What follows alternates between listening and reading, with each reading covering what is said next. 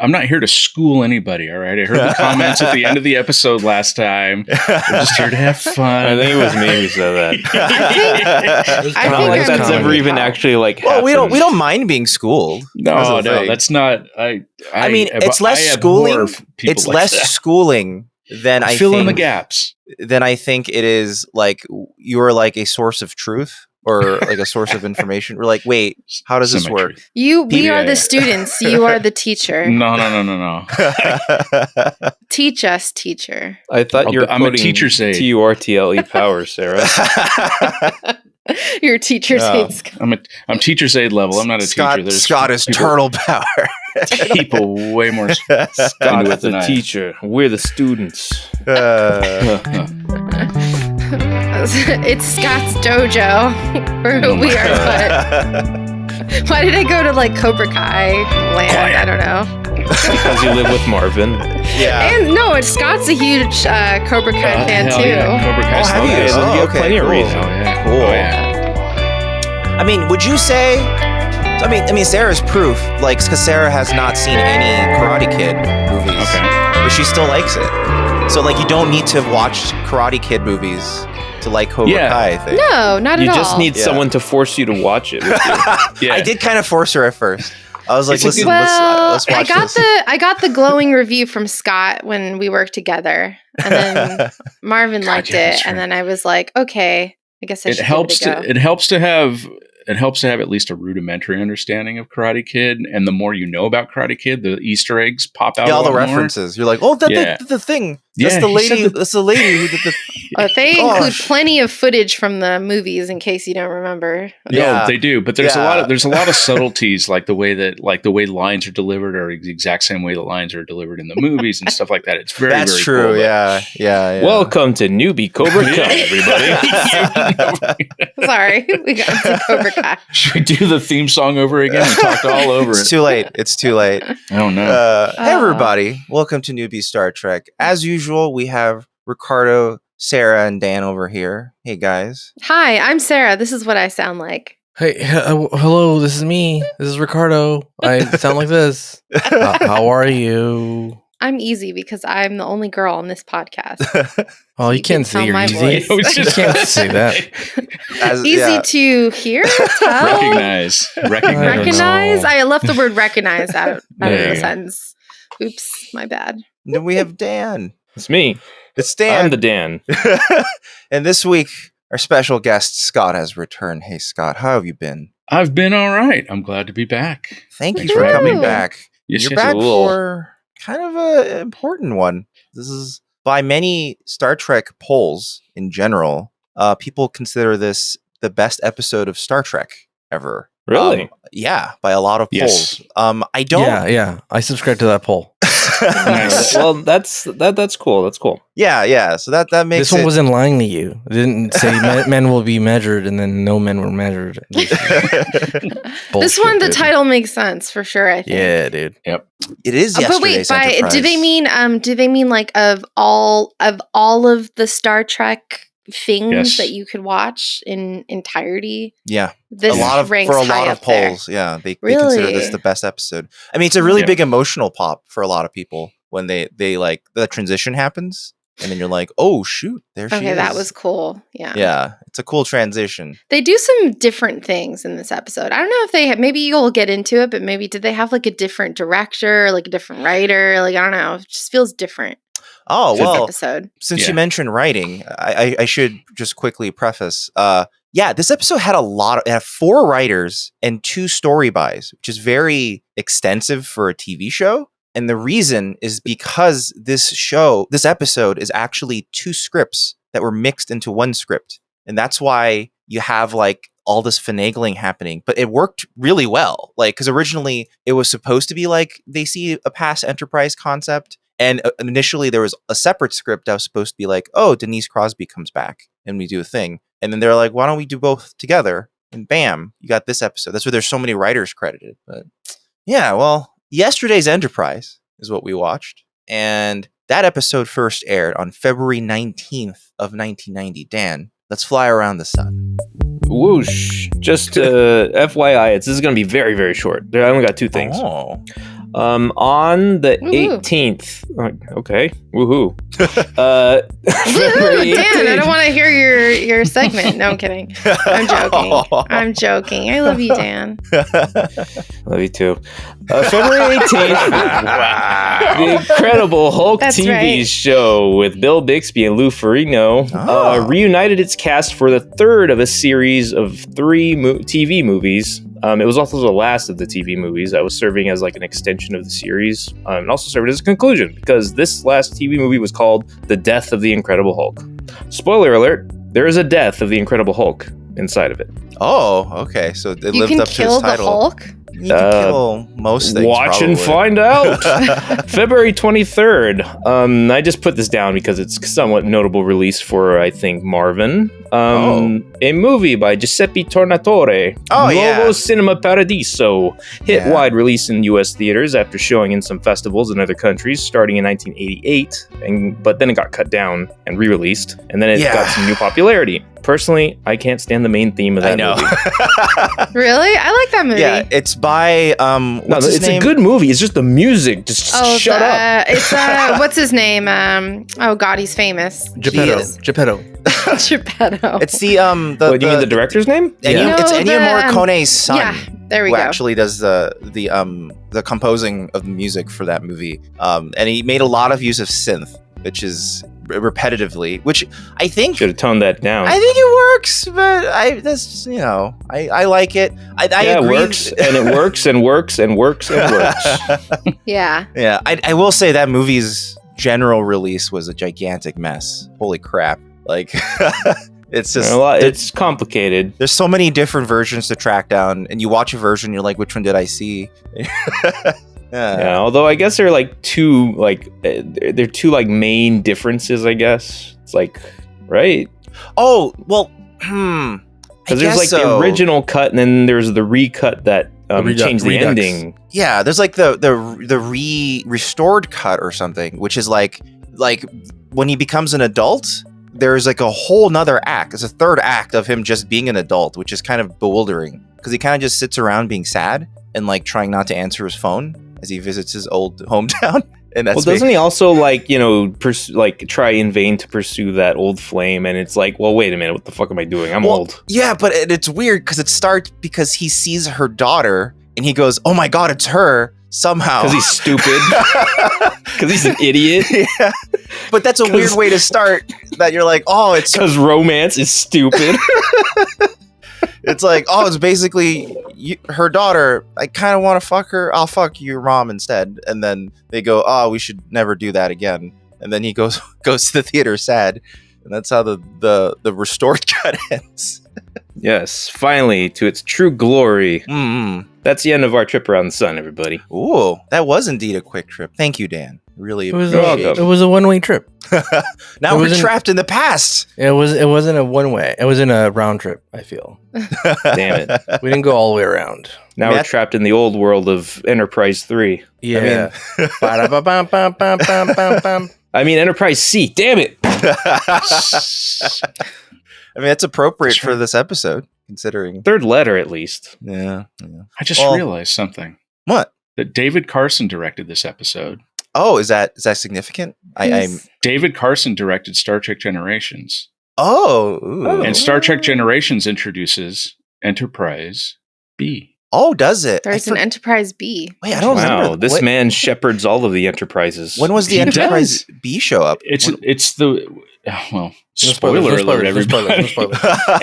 It's at the beginning. It's the beginning of the movie that sort of sets the ish. Oh, that action. Thing. Oh, yes. The Excelsior class. That's not really a spoiler. Okay. All right. It's not great though. I'd say this is way better. The Excelsior class is a super cool design, but I actually I love the C design. Yeah, the C design. Yeah, it's like a mix of classic, but it's like elements of the new one. Yeah, it's like a refit, like the Enterprise A refit, the Enterprise refit, and then this than the Enterprise D. It's like they just kind of smush them together and said, "Here you go." Yeah, it looks cool. Sort of like Hot Rod. Hot rod, hot space rod. A Hot Rod. Oh, I just remembered something. Whoa. If you happen to have already listened to a track that we put out to play over this episode, and heard Marvin, Ricardo, and I reacting to the episode as it went on, hopefully our discussion today will be a lot more informed, and comprehensive, than how we sounded on that day. I mean, for example, we all three of us were like, "Why did they go back in time? Oh, it's just not explained." And then the episode very clearly goes, "Oh, there was like a thing that caused it." I rewatched it because I felt so I felt like I hadn't absorbed nearly enough of it. So it's a good thing I wasn't on that commentary. I just would have been like, I don't understand what's happening right now. To be fair, where are we? I don't understand space. To be or not to be. To be fair, it is a time travel plot, which can get confusing. And also, even Jonathan Frakes has gone on the record as saying he still does not understand what happened in yesterday's Enterprise. He's like, I have no idea. I just showed up. He literally showed up, said his lines, and was like, "Is that okay?" Everyone was like, "That's like, great." Am I dead? Am I not? I'm not. Well, it seems like, for the most part, the only lines Riker had in this episode were kind of angry. Yeah, he's mad. He was He's mad. like, why the fuck? Where the fuck are we time traveling? I can't get my timeline straight. Where are my harp ladies? The military does not allow harp ladies. That's how Guinan could have brought everything together. He's like, remember. He's all, Picard, remember. And he's like, I remember. The memories are rushing back. God. I know now what I must do. Send these people to die. God, you should have been a sub-writer on this one. You're like, guys, meanwhile, everything around him is getting clean. He goes in the sonic shower, but because it's military grade, it's just a hum. But then Guinan changes out the audio track. Yeah. And he's like, wait a minute. Oh my God. Well, it's the same song, but it just is metal. It's like it's the military version. It's like it's by Pantera. Oh my God. It's a very set amount of time that you have to be in and out of the sonic shower. You have like 15 in and out. Fast Pantera song. If anybody has a band out there and is a fan of this podcast, can you make the Pantera version of In the Mood by Glenn Miller? Please and thank you. Yeah. I'll thank you in advance for making that song for me. That song was extra funny because just a little bit behind the curtain, we can all see each other when we're recording a podcast, and I saw Ricardo worriedly looking at his phone. In the back of my mind, I was like, "What's going on?" Wow. I was setting him a bit. You're like, man, this is his first week of work. Like they're really fucking writing him. I'm like, nah, I'm just trying to set up a stupid bit. I was worried. I was just like, "Is everything okay?" No. I was like, "Oh." Well, I couldn't think of the name of the song. All I know it is that's why you were like, "Where is it?" Yeah, he muted his mic and then he muted his mic and he hit Shazam and he's like, dude, doing it very quietly. I was like, Siri, what is this song? If Siri can find that, actually, you know what I did? You know what I did is I played Dan's the video. I played Dan's video. Sent us. Yeah, he sent us a video. Oh, it sounded familiar. I thought it's on my video. Yeah. Well, the song is in your video. I had to play the video so my phone could recognize it on Shazam, and then it was a long. That's why I was worried. I was like, oh my God, keep vamping on the trip around the sun, and then you're like, I got one thing only. I was like, no, two things. That's incredibly involved, actually. Wow. Yeah.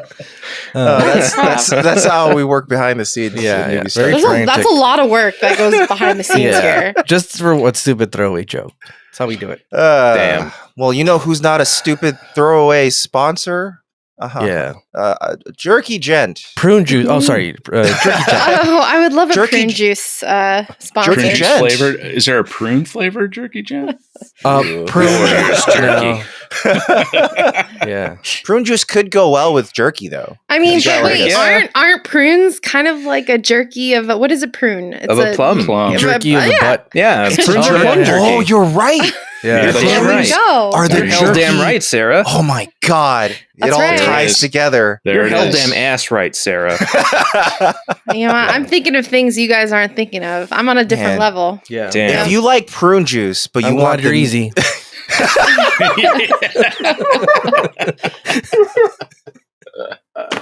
Oh man. See how we bring things back? Was that in the podcast, or were we recording that off? Or we were not recording when you said that? No, that's all there. Okay, That's okay, all. okay. Oh, Thank boy. God. Right. Oh man. Thank God, or that it just didn't make any sense. Or otherwise, Ricardo just out of nowhere is Yeah. calling serious. Yes. Yes. Very. Oh, man. This is the most objectified Sarah's ever been on the podcast. I'm sorry, Sarah. Well, I'm outnumbered. Oh Yeah. no. Too many dicks on the dance floor. That reminds me of that. Sausages. Was it a Hard Times article or the Onion where it's like 4 guys and 1 girl start podcasts? Yeah, that's a hard times. I think. No. Yeah. Oh, Yeah. are you serious? That's funny. Guess That's what actually we good. are. So, At least, hey, that article mentioned that they're white. At least, Well, yeah, all right. We got At one least- off on that. yeah, our That's guest true. is white. Yeah. We needed Yeah. to actually like get some Alright. whiteness in. Other than Finally, that- some legitimacy. I finally fulfilled my life's dream. I'm a minority.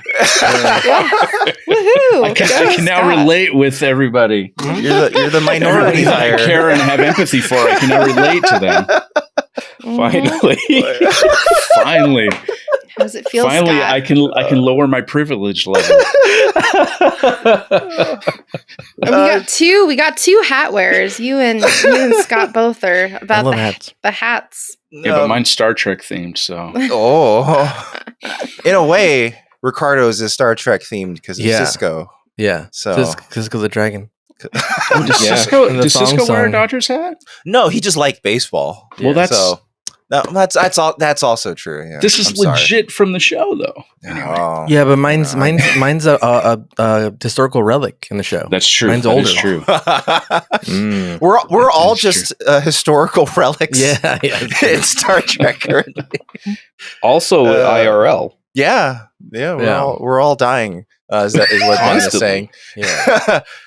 Jerky We're all Jenks, drying I up in a guess. jerky over here. Yeah. Or Jerky Jensen and Easy Sarah. Yeah.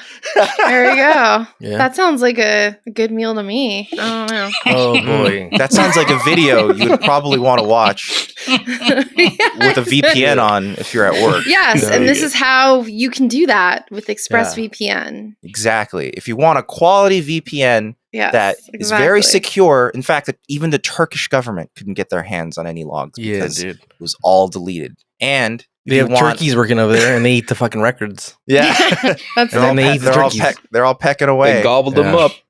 Yep. Do you want a fast VPN? Do you want VPN that's available all around the world, 3,000 plus servers and over 160 locations spanning 94 countries? That's ExpressVPN. And if you want a VPN of that quality, just head on over to expressvpn.com/newbie Star Trek. And if you sign up for 12 months, you get an extra 3 months for free, which makes the whole deal 49% off. It's a pretty freaking good deal for a VPN of this quality. So again, that's expressvpn.com/newbie Star Trek. All right. Well, Nice. I think this week, Denise Crosby needs no introduction. She can just say it. Ricardo, could you please tell us what happened in this episode? You totally gave her an introduction, though. Damn. I know that's true. I know. Damn, she's back, Fuck. dude. Yeah. Just like SMH, Marty man. McFly. I was waiting ever since Ricardo said that Tasha Yar was his favorite character in the first season. I was waiting for this episode. Yeah, me too. We've been talking off and on with text about looking forward to you seeing this after knowing that how excited you were about You guys Tasha. been talking to me on my back? Oh, yeah. Using Yeah. Sorry. ExpressVPN? We were using VPN, so nobody knows. Okay. There's no record See, of it. if you had not used Turkish ExpressVPN, government couldn't even figure Yeah, out what that's they were right. saying about Yeah. Ricardo. Yeah, that's right. I appreciate you guys using Yeah, ExpressVPN. we're Um, stoked for you to see this The one. Turkish Really government didn't. really wanted to know what Ricardo's thoughts were. They couldn't get anywhere fucking near it. So, like, I like that we did the recording for like the audience, for like our The listeners, commentary. for the commentary. Yeah. But part of me is like, oh man, I I wish I would have watched it on the big screen on my TV to really enjoy Tasha, in her full glory. But nonetheless, I enjoyed it. I will say it now: 10 out of 10 starships for me on this one. Oh, Nice. Immediately. This is my favorite one of all the ones we watched. Every single episode, even the Venom one. That's real good. Because that one was a crossover with the Marvel universe, but this one is a crossover with every universe. Every in a way, J.J. Abrams multiverse. Almost, you were like, oh my god, is it gonna? Yeah. So the episode starts off, and old Worf is like, what is this? And he's having drinks with Guinan. No, yeah, we got it right. It took like a season, but we did it. And so they're having drinks, and you think like, oh, what are they drinking? Some exotic drink, some exotic space drink, and what they're drinking is prune juice. Yes, because Worf has trouble taking shits. She's like, do this. How many buttholes does he have? Immediately. That's true, because it's confirmed they do have 2 penises. So would they have 2 buttholes? But they don't have 2 mouths. They don't have 4 eyes. Yeah, but we don't. But it's not confirmed that he only has 1 butthole. Okay, but Scott, can you or does anybody know what's with the prune juice? What's with the buttholes? How many buttholes do they have? Like, what is the? It seems like there's something. Is this supposed to mean something? It's supposed to be. Well, I think the nod is the fact that, like, prune juice is healthy. It does good things for your body. People don't like it. It'd be like Worf like loving Brussels sprouts. Ooh, Brussels sprouts, a warrior's food. It just feels like they open the episode with this whole prune juice thing, and I just feel like. Well, prune juice used to be a real punchline of a drink. Yeah. Like, are we missing a joke here, or like, what are we? No, I think it's just that it's like old folks like prune juice only. And and Worf is like the warrior. He's awesome. He's strong. He's like the strongest strong dude. It's essentially the same joke as him liking Riker's eggs. It's like this thing that everyone should hate and despise. Worf loves. Worf eats gross shit. So it's like Worf he looks sad, like he's here and he looks like it's because he's not in the rest of the episode. That's true. I think it's an interesting start because I think he's sad because she's there. He likes to drink alone. She says you drink alone, and he's like, yeah. And she's there, so he's like, oh boy, I'm trying to drink alone here, and she's got to come here and give me her fucking prune juice. I don't have to take a shit right now, dude. Back off. Why is Guinan prune colored? Oh, yeah, she's wearing her clothes. Does she always wear purple? Yeah, every once in a while. Is she like Unbreakable? It just feels that like in such a very important episode, I just felt like I thought the prune juice was supposed to be symbolic. I don't know. Maybe I'm looking into it too hard. I think their conversation is symbolic though, because she says you're always drinking alone, and the episode Tasha dies, there is an illusion that Worf may have feelings for Tasha. Because there's that thing where I don't think you got a chance to see that episode. So Sarah. Actually, yeah, can Scott or somebody give me a quick down and dirty summary of what happened to Tasha, because I don't know. Would you like to explain, Scott, or should I? Yeah. So anyone here, because everyone else has seen it. Yeah, let me give you the facts. I want to hear from. Let me give you the facts. These electrolytes, motherfuckers, they show up and they wanna fuck Tasha, and Data's like, no, she's my lady, and Worf's like, no, she's my lady. They got like a Y tu me va también type love triangle going on. And then the electrolytes are like, no, fuck you guys, we're gonna kill her. And then they kill her, and then it's not the electrolytes. It turns out it's the Venom. Venom shows up, and he's like, oh, I'm here alone, and she's my prisoner now. And then Venom doesn't know what universe he's in. Is he in the Sony universe? Is he in the Marvel universe? So he kills her, and she dies, and they have like a digital fucking funeral in the holodeck. Bullshit funeral, too. Digital funeral. Yeah, it's like a fake funeral. They had the funeral on the Windows XP default desktop background. Yeah. And like that's why in the episode they say it was a meaningless death. Yeah, she died like a chump. Like she basically got slapped and died. Yeah. By literally backhanded. How do you? It wasn't even hard. He just slapped her, and they're like, "Oh God!" Did he snap her neck or something? Well, she fell wrong. She fell like, you know how like you fall wrong, you break her leg. She fell and broke her neck. Like if you fall down the stairs or something. Like also, I'm not gonna. The investigation is inconclusive, but I think Beverly Crusher as always, shows up and she's like, "Well, she's dead. There's nothing to be done." Yeah. It's like I was just about to say, I've seen and then Polanski- Beverly didn't do shit. Yeah, Pulaski. I've seen her bring people from the death. Bring them back. Yeah. And this useless fucking person who, of course, gave birth to fucking Wesley, didn't pay attention in class. Probably the worst. I think it's of her intentional class. because she has brought people back to life. You in think the end it of the was, first season? foul play? Remember those foul people who were like in the animated suspension Yeah, on that they were satellite? dead. And- Yeah, she brought those back people Yeah. just fine. But No. Natasha, who had a simple neck break, and Yeah, but- maybe brokenhearted because Data, Why didn't And the Worf? Picard save Tasha? Well, he didn't No. kiss her. Only. So wait, Captain's was kiss this could really- did Data Yeah, and Tasha have sex? They fucked, Oh, right? yeah. Oh, Yeah, yeah. so Yeah. that's like the second episode of this whole Yeah. series. Boing. Yeah, they it's called the Naked Now. Everyone yeah. there's like a virus that goes around that gets everyone drunk, and Tasha gets Yeah. really into it. Like she starts yeah. like dressing. Meanwhile, Data was provocatively. unaffected, so he No, was you know just ready to go. It just yeah. Well, Here's he the does thing. get drunk too, which is really interesting. Yeah. Here's the thing. circuit's gonna There's nothing affect it. wrong with Tasha and being exploring her body. That's what people do. Yeah. It's, she gave consent to Data, and Data wanted to explore some of his human emotions. You He's never programming had a multiple chance, yeah. techniques, and she was into that. Yeah. Oh yeah. Yeah.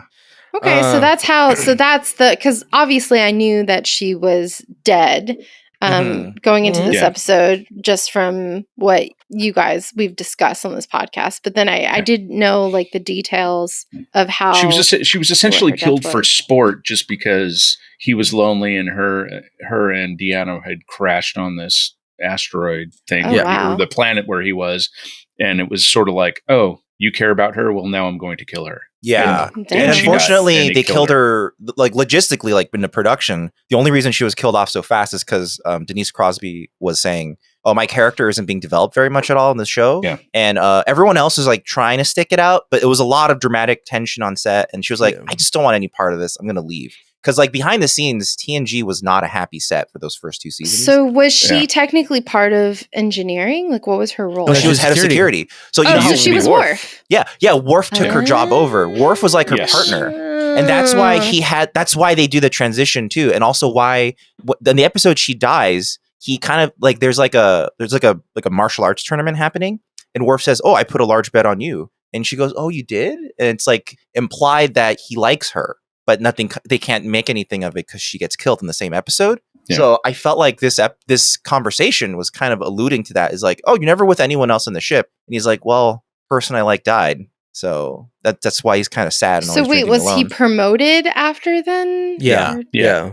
In fact, maybe he's behind the foul play. How Maybe come he won't it's drink him, with his Beverly. adopted brother? Well, he hates his family. Yeah. Oh, I see. So, that's awesome that she was head of security. I'd Yeah, fucking trust her. it is pretty funny that he essentially adopts this small child and says, "I will always take care of you and watch out for you." And then he becomes a deadbeat. And dad. then you never see that child ever. And then again. he's Yeah. gone. And that's how he ends up dealing drugs. Yeah, that's how he ends up dealing nuke.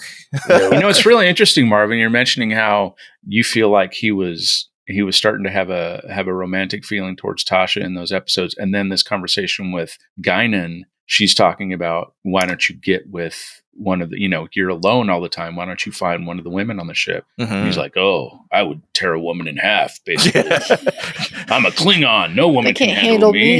me. Yeah. Which is a ridiculous statement, but Yeah, of course. But it's interesting that then the show becomes about Tasha and how Mhm. how that sort of connection is sort of ships passing in the night, time travel wise. I think they were trying to play with that theme. One thing I've been really appreciating about season 3 is that their cold opens tend to thematically match what's going on in the rest of the episode. That's like, true. like the last episode, they had They had the painting. I mean, Yeah, that was exactly. like that was like a direct, like, I mean, this Yeah. is more like more creative. Like, now that I know what I know about Tasha, I think this is a cool opening with Worf because, like, I don't know, like, I get it now. Like, this is a really nice cold open. It's one of the best last cold opens, episode, man. Yeah, it's great. Yeah. The last one with the painting with 3 people painting a different perspective. Yeah. All right, I was I on liked the it nose. because of Okay. the model.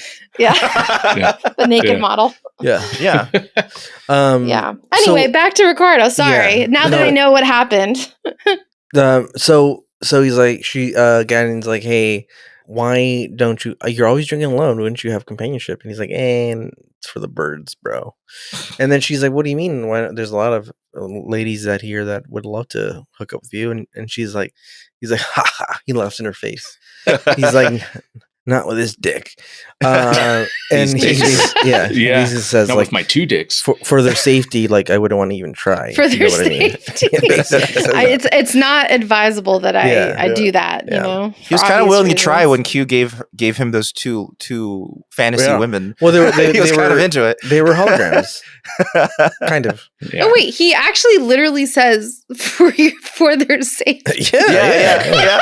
It's literal. I kind of forgot that. I thought Ricardo was just saying that as like a joke, and I'm like, no way, he actually says that.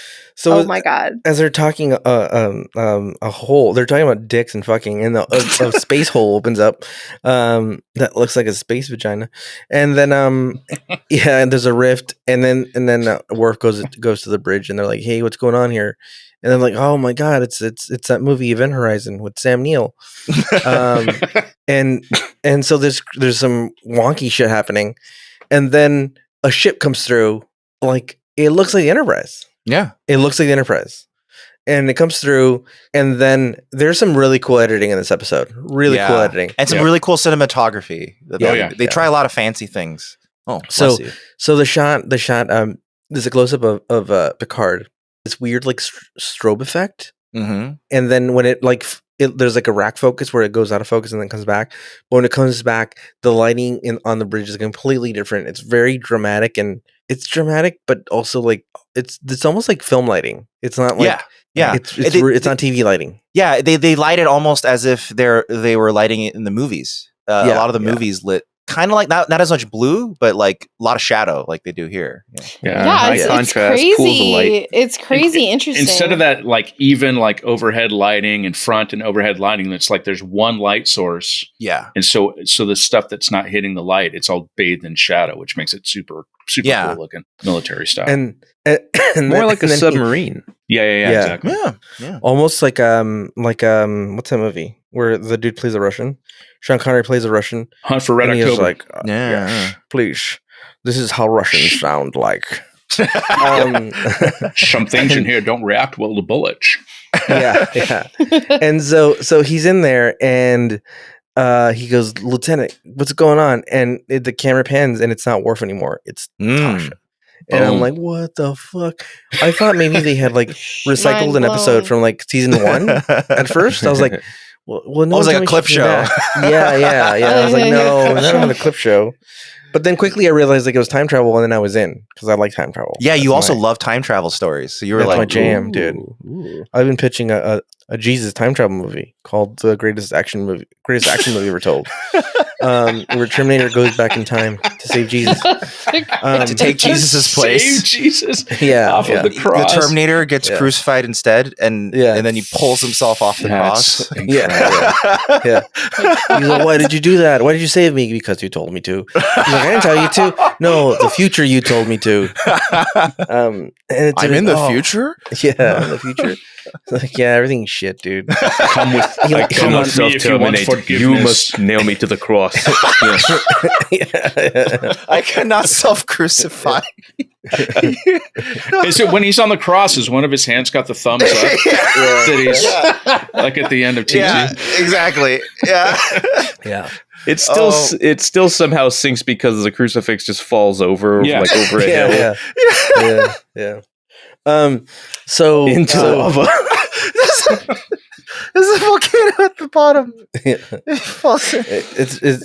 It's really there's a lot of volcanoes in the Middle East. And then I was like, oh, what's going on? And this has tripped me out. And then immediately, look, we don't know a lot about Guinan. Yes. We don't know a lot about Guinan, and we know all we know is from this episode is we know a couple things. We know that, well, at least I do. You guys have seen more episodes, so you know more. But so far, I know that she's got Palpatine powers. She's got Kung Fu like powers because she does Kung Fu stands. Cat claws. Yeah, the cat claw power. I know that she like with this episode. I know that she's not affected by time traveler. time travel and she may be like an America Chavez type character where she herself is a time traveler, but she's a constant, because she didn't change in this episode. She was not all of herself. her. Like some parts of her are like her memories changed, but her feelings didn't. Well, yeah, she's not self-aware that she's not of that timeline or whatever. Like she's like, oh, just something's off. It's like a feeling versus like a knowledge of. But she doesn't say like she just. But it's not completely just feeling. Like it's something else. Actually, that's true. I mean, she could be, because she does actually. It's like say some pretty direct things that she knows. But because she tells Tasha she's not there. She's like, you're not alive in my timeline. So she I think from what I understand, she retains most of herself. Is just it's fuzzy because it's a different dimension. It's almost like you say. It's almost in a way that time moves around her. So she's, like you say, like a constant. Like she's like she has her center, but what's happening around her, she can senses when something changed. And what I was going to say is, and I won't be super spoilery about it, but it really helped me to inform some of the stuff that happens to her, ironically, in the movie that David Carson directs, where Guinan has a small role, and there's some time travel-esque things in it. And at first, you're kind of like, she says something, and you're like, well, that doesn't make sense because of one thing for the other. But now with this episode, it actually really lays a foundation for that 8 years later to be a possibility, 7 years later, to totally make sense and not be just like sort of a hacky plot trick. It's like, well, they kind of established this with this character, not necessarily even her race, but this character of her race. So it's really cool. Anyway. Do we meet more Guinans?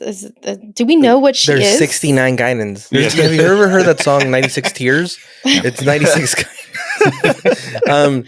Like what? No, don't tell us that, because I don't want to know if we actually. Yeah, maybe is it a spoiler? Yeah. Don't tell us. Like we haven't met any other Guinan, and like I feel like she's the one people are like, we don't know much about you, but we're just gonna leave you alone. Yeah. Like, I don't know. I think so far like, that's all anyone knows. Yeah. I'm not gonna lie. When that ship came out of the space hole, I thought it was gonna be Spock Prime. I'm like, oh damn! I've only seen the J.J. Abrams movies. I've seen the TNG movies, kind of, but I was either too young or too high to remember them. Right. So I don't know. I just know. I think Force Contact is kind of time travel. I think. Yes. But I just it's all mushy in my head. Kind of like how Guinan feels a little bit. No? So she's like, something's off. My Peter Tingle's telling me something's off. And everyone's wearing different uniforms. Yeah, they're like slightly different, right? Yeah. Everyone has instead of like the collars that kind of smooth out, they are perfectly upright, and everyone's wearing phaser holsters. Yeah, they're like wearing like a shiny belt thingy. Was that really there? They're wearing like bandoleros, like they're like space Mexican. Like their collars connect, right? The collars close at the neck, so they're which helps them stay upright, and their cuffs are black. Yeah, their cuffs are black too. Yeah. That's like just annoying enough for the costume department. Yeah, just enough alterations. I know, you're just like, fuck. She's like, how many people are going to be in this? Extras? It's like, like 32, 30. It's got to make them slightly different. We're also doing Bruce Willis outfit. 69. Yeah. Did you? There's a continuity thing on the last shot. Oh, are we going to talk about that later? Yeah, I didn't notice it. Tell me what it was. Yeah, I didn't notice anything. Yeah. It doesn't like ruin the episode or anything. It's just once you know, you're like, ooh, that's kind of. Oh yeah. Why did no one does say that mean something? Well, that'd be really weird. Anyway. So you quickly realize that it's basically like another Enterprise, basically, and the one we're in is like a military ship now. It's not an exploration vessel like the one in the Prime timeline. Yeah, they're like consoles are different too. No, right? Like, the captain's chair is raised. Yeah, or like I feel like it's different. Like and the captain chair is right. Maybe like more like militaristic or something. Yeah, I think that's the main difference is that the captain's chair is raised, so everything else, like all the eye lines are different now. Yeah, and there's stations set up on the wings of what would be the horseshoe, they set up a couple of like probably tactical stations or something where people are standing there and doing stuff that aren't normally there. Yeah, so that people don't have to read your Kindle behind your back. Yeah. You're like, back up, go to your own console. We got extra stations for wartime. We don't. Yeah. You read your own book on watching. that station. And this one's a nice, like, fancy lazy boy. It's not. The other seat looks really like hard and like you can't relax. Like you kind of like can't like slouch. You gotta be like, oh fuck, dude, I gotta like sit up straight, you know. Yeah. And this one looks like it probably like reclines and it's like it's probably got like a butt tickler. Really nice, you know. Well, if you're in battle, you don't have time to get a massage. You get it in the captain's chair. It's called the captain's chair for a reason, you know. That's right. So then the ship that shows up, it's got a lot of battle damage. Orders. It's got a lot of battle damage. And you realize that it's been, probably in a battle. And they hail the ship and they don't want to tell them like, hey, we're also the Enterprise. They don't want to, spoil the surprise. But you realize that this ship is from how many years in the past? 22 years, dude. Yeah. 22. Do the math. 22 minus 69? Huh? What is that? Negative 47. Right? Or Negative 47. Yeah. Add another 69. Boom. Oh, God. 22. Interesting. Hold on. Let me get my calculator. Hold on. Let me get my phone. Oh, shit. It's playing that song that Ricardo had. Oh, no. There's a picture of Harp Ladies on it now. Yeah. Oh, no. So if you turn your calculator upside down. Yeah, and I turn it around. It's 69 both ways. See? Well, the answer is 116 if anybody is interested. Yeah, no, that bit wasn't going anywhere. So then, this one, Riker's really salty in this one. Like, he's always questioning the captain. The relationship is different. Yeah. And he doesn't call him number one. He calls him commander. Yeah, he's on, in this one, you're my number two.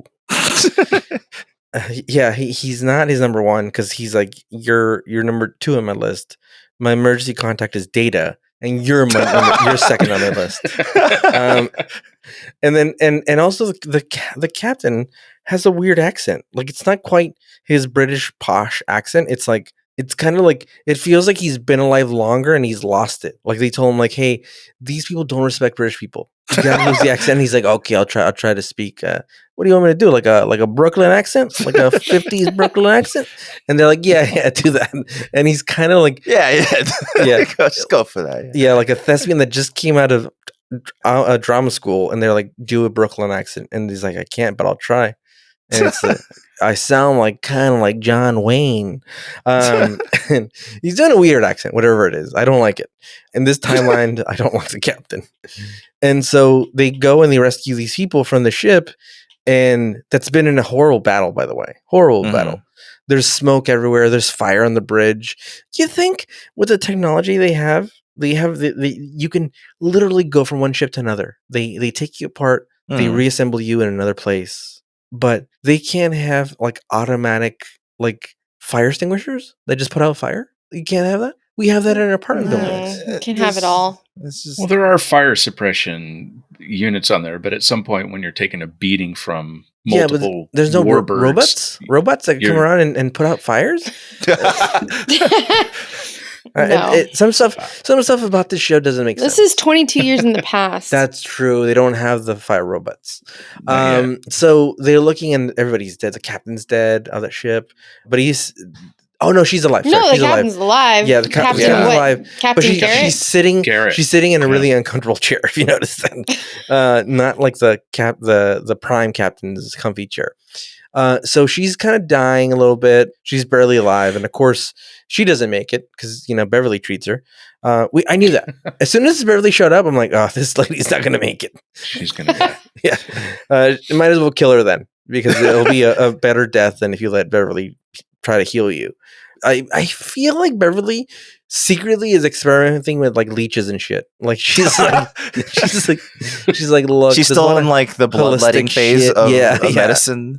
She's like antibiotics. Yeah, what are these? She's on Neosporin. She's I get it. Throw some leeches on that bad boy. That'll take care of that. She's got some open wounds. Let's put leeches on there. See what happens. And so they rescue these people, and one of the people they rescue Who is it but none other than Shooter McGavin? I know. Shooter. Oh man, Christopher McDonald. Yeah, That's right. Michael McDonald's brother and Ronald McDonald's cousin. Wait, is that where I know him from? What? Yeah. He's very Happy familiar. Gilmore. Yeah, he's Oh. Yeah. He says I eat shits like you for breakfast. Wait, he's actually Michael McDonald's brother? No, I just made that up. Oh, okay. I was like, wow. Yeah. Came from so That sounds plausible. Happy Gilmore. That's Yeah. Yeah. Oh It's my what makes it really funny in the Yeah. episode because he's such a huge asshole, and then this one he's just like, I'm just trying to do the right Cool thing. guy. Well, you know what? He's really nice in this episode. Yeah, he's fantastic in this episode. Actually, Like- his performance is really great. I'm not gonna lie.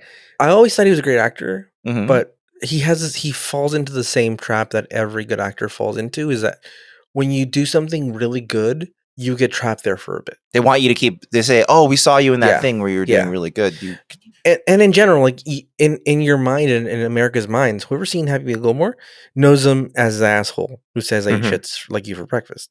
And True. like no matter how nice of a character he goes on to play, he will always be that character. Even if he gets cast in nice things, it just that's what it is. That's the problem with good actors.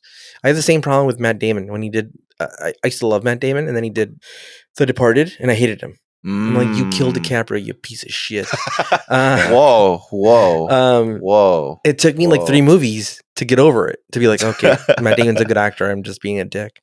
But it took this show and this episode to be like, oh my God, I forgot how like he could be such a nice guy and how like he's like the nice romantic kind of lead. He's like the Jim Halpert of this episode, like Kind of, sort of. Yeah. yeah. I think a nice part is that I said this quickly on the commentary track, but it's just like the romance that pops up between Tasha and Shooter McGavin, like it happens really quickly. It's in one episode. Yeah. But because their performances are so good and tight, Bingo. you fully believe it. You kind of go, yeah, this all feels really natural actually. And it's in a time of war, so you're like, okay, emotions are high. Like they're just like, oh, I found someone in this hell hole that's going on that this is interesting. A lot of holes in this episode. Yes, quite a few. Yeah. And then Guinan shows up to the bridge and she's like, whew. She's like, we need to talk. And then she's like, it's all wrong. And and then he's like, whoa. And it's crazy how like even her character is a constant within the multiverse, meaning like she's always kind of like what's the word? An anchor? Like kind of, but also like the Tom Hagen character in The Godfather. Like she's always like a counselor to the captain, kind of in every universe. It seems like she's a consultant, a spiritual guide, maybe. I mean, is that like her official role? Like Scott, do you know what is her? Is she really just bartender? Yeah, technically on the ship, she's officially just a bartender, but she has just a special relationship with Picard that goes back and because she he talks about can talk to him directly. Yeah, she has his personal phone number. She's not Starfleet. She's not. She's not a part of any of that. She's just the bartender that he allows to be on the ship, and so in a way, she kind of has like a free reign. But she doesn't. She never really sort of oversteps it. So her showing up on the bridge or her sort of making these out of the blue calls and stuff. It's like, whoa, why is Guinan getting involved all of a sudden? Because she doesn't usually get involved with the operations of the ship, just like within the interpersonal relationships. But it's really weird. Yeah, they do like respect her wisdom though. It's like despite like the innocuousness of her role as a bartender, like everyone knows her to be something more than just a bartender. Yeah. Like, look, she's some fucking magical creature alien thing, and I don't know. We should just trust her. Yeah. And it's like like every time there's like a big event and then she gets involved, everyone kind of stops what they're doing and they go, okay, let's figure out what's going on. Q's kind of scared of her. Q's a little afraid of her. Yeah, that's a good point. Yeah, Q is just like, oh. He's like, oh, hold on, amigo. I don't want to mess with this. Yeah. Like just a second ago, I was having the thought that Guinan is like, she's functioning kind of as like the POV character for this whole episode because everything changes around her. She is our connection to the original timeline. Right. Yeah, but then that also falls in line with her like species and her own perception of time, because it's like, as far as we know, like Guinan has remained our Guinan this whole time. Mm-hmm. She does not become another Guinan in this new timeline. This is still her. Mm-hmm. Right. Are you saying she's gonna shed her body and be another Guinan? She's like Doctor Who? I don't know if I would go that far, but it sounds interesting that you said it that way. Well, I don't know enough about Guinan. Like, we're very fast approaching the part of Star Trek where I don't know shit no more. That's Dan legitimately just being like, no, don't. Okay, I thought you were being cryptic. I didn't say that. I didn't really say that. I backtracked. Scott knows.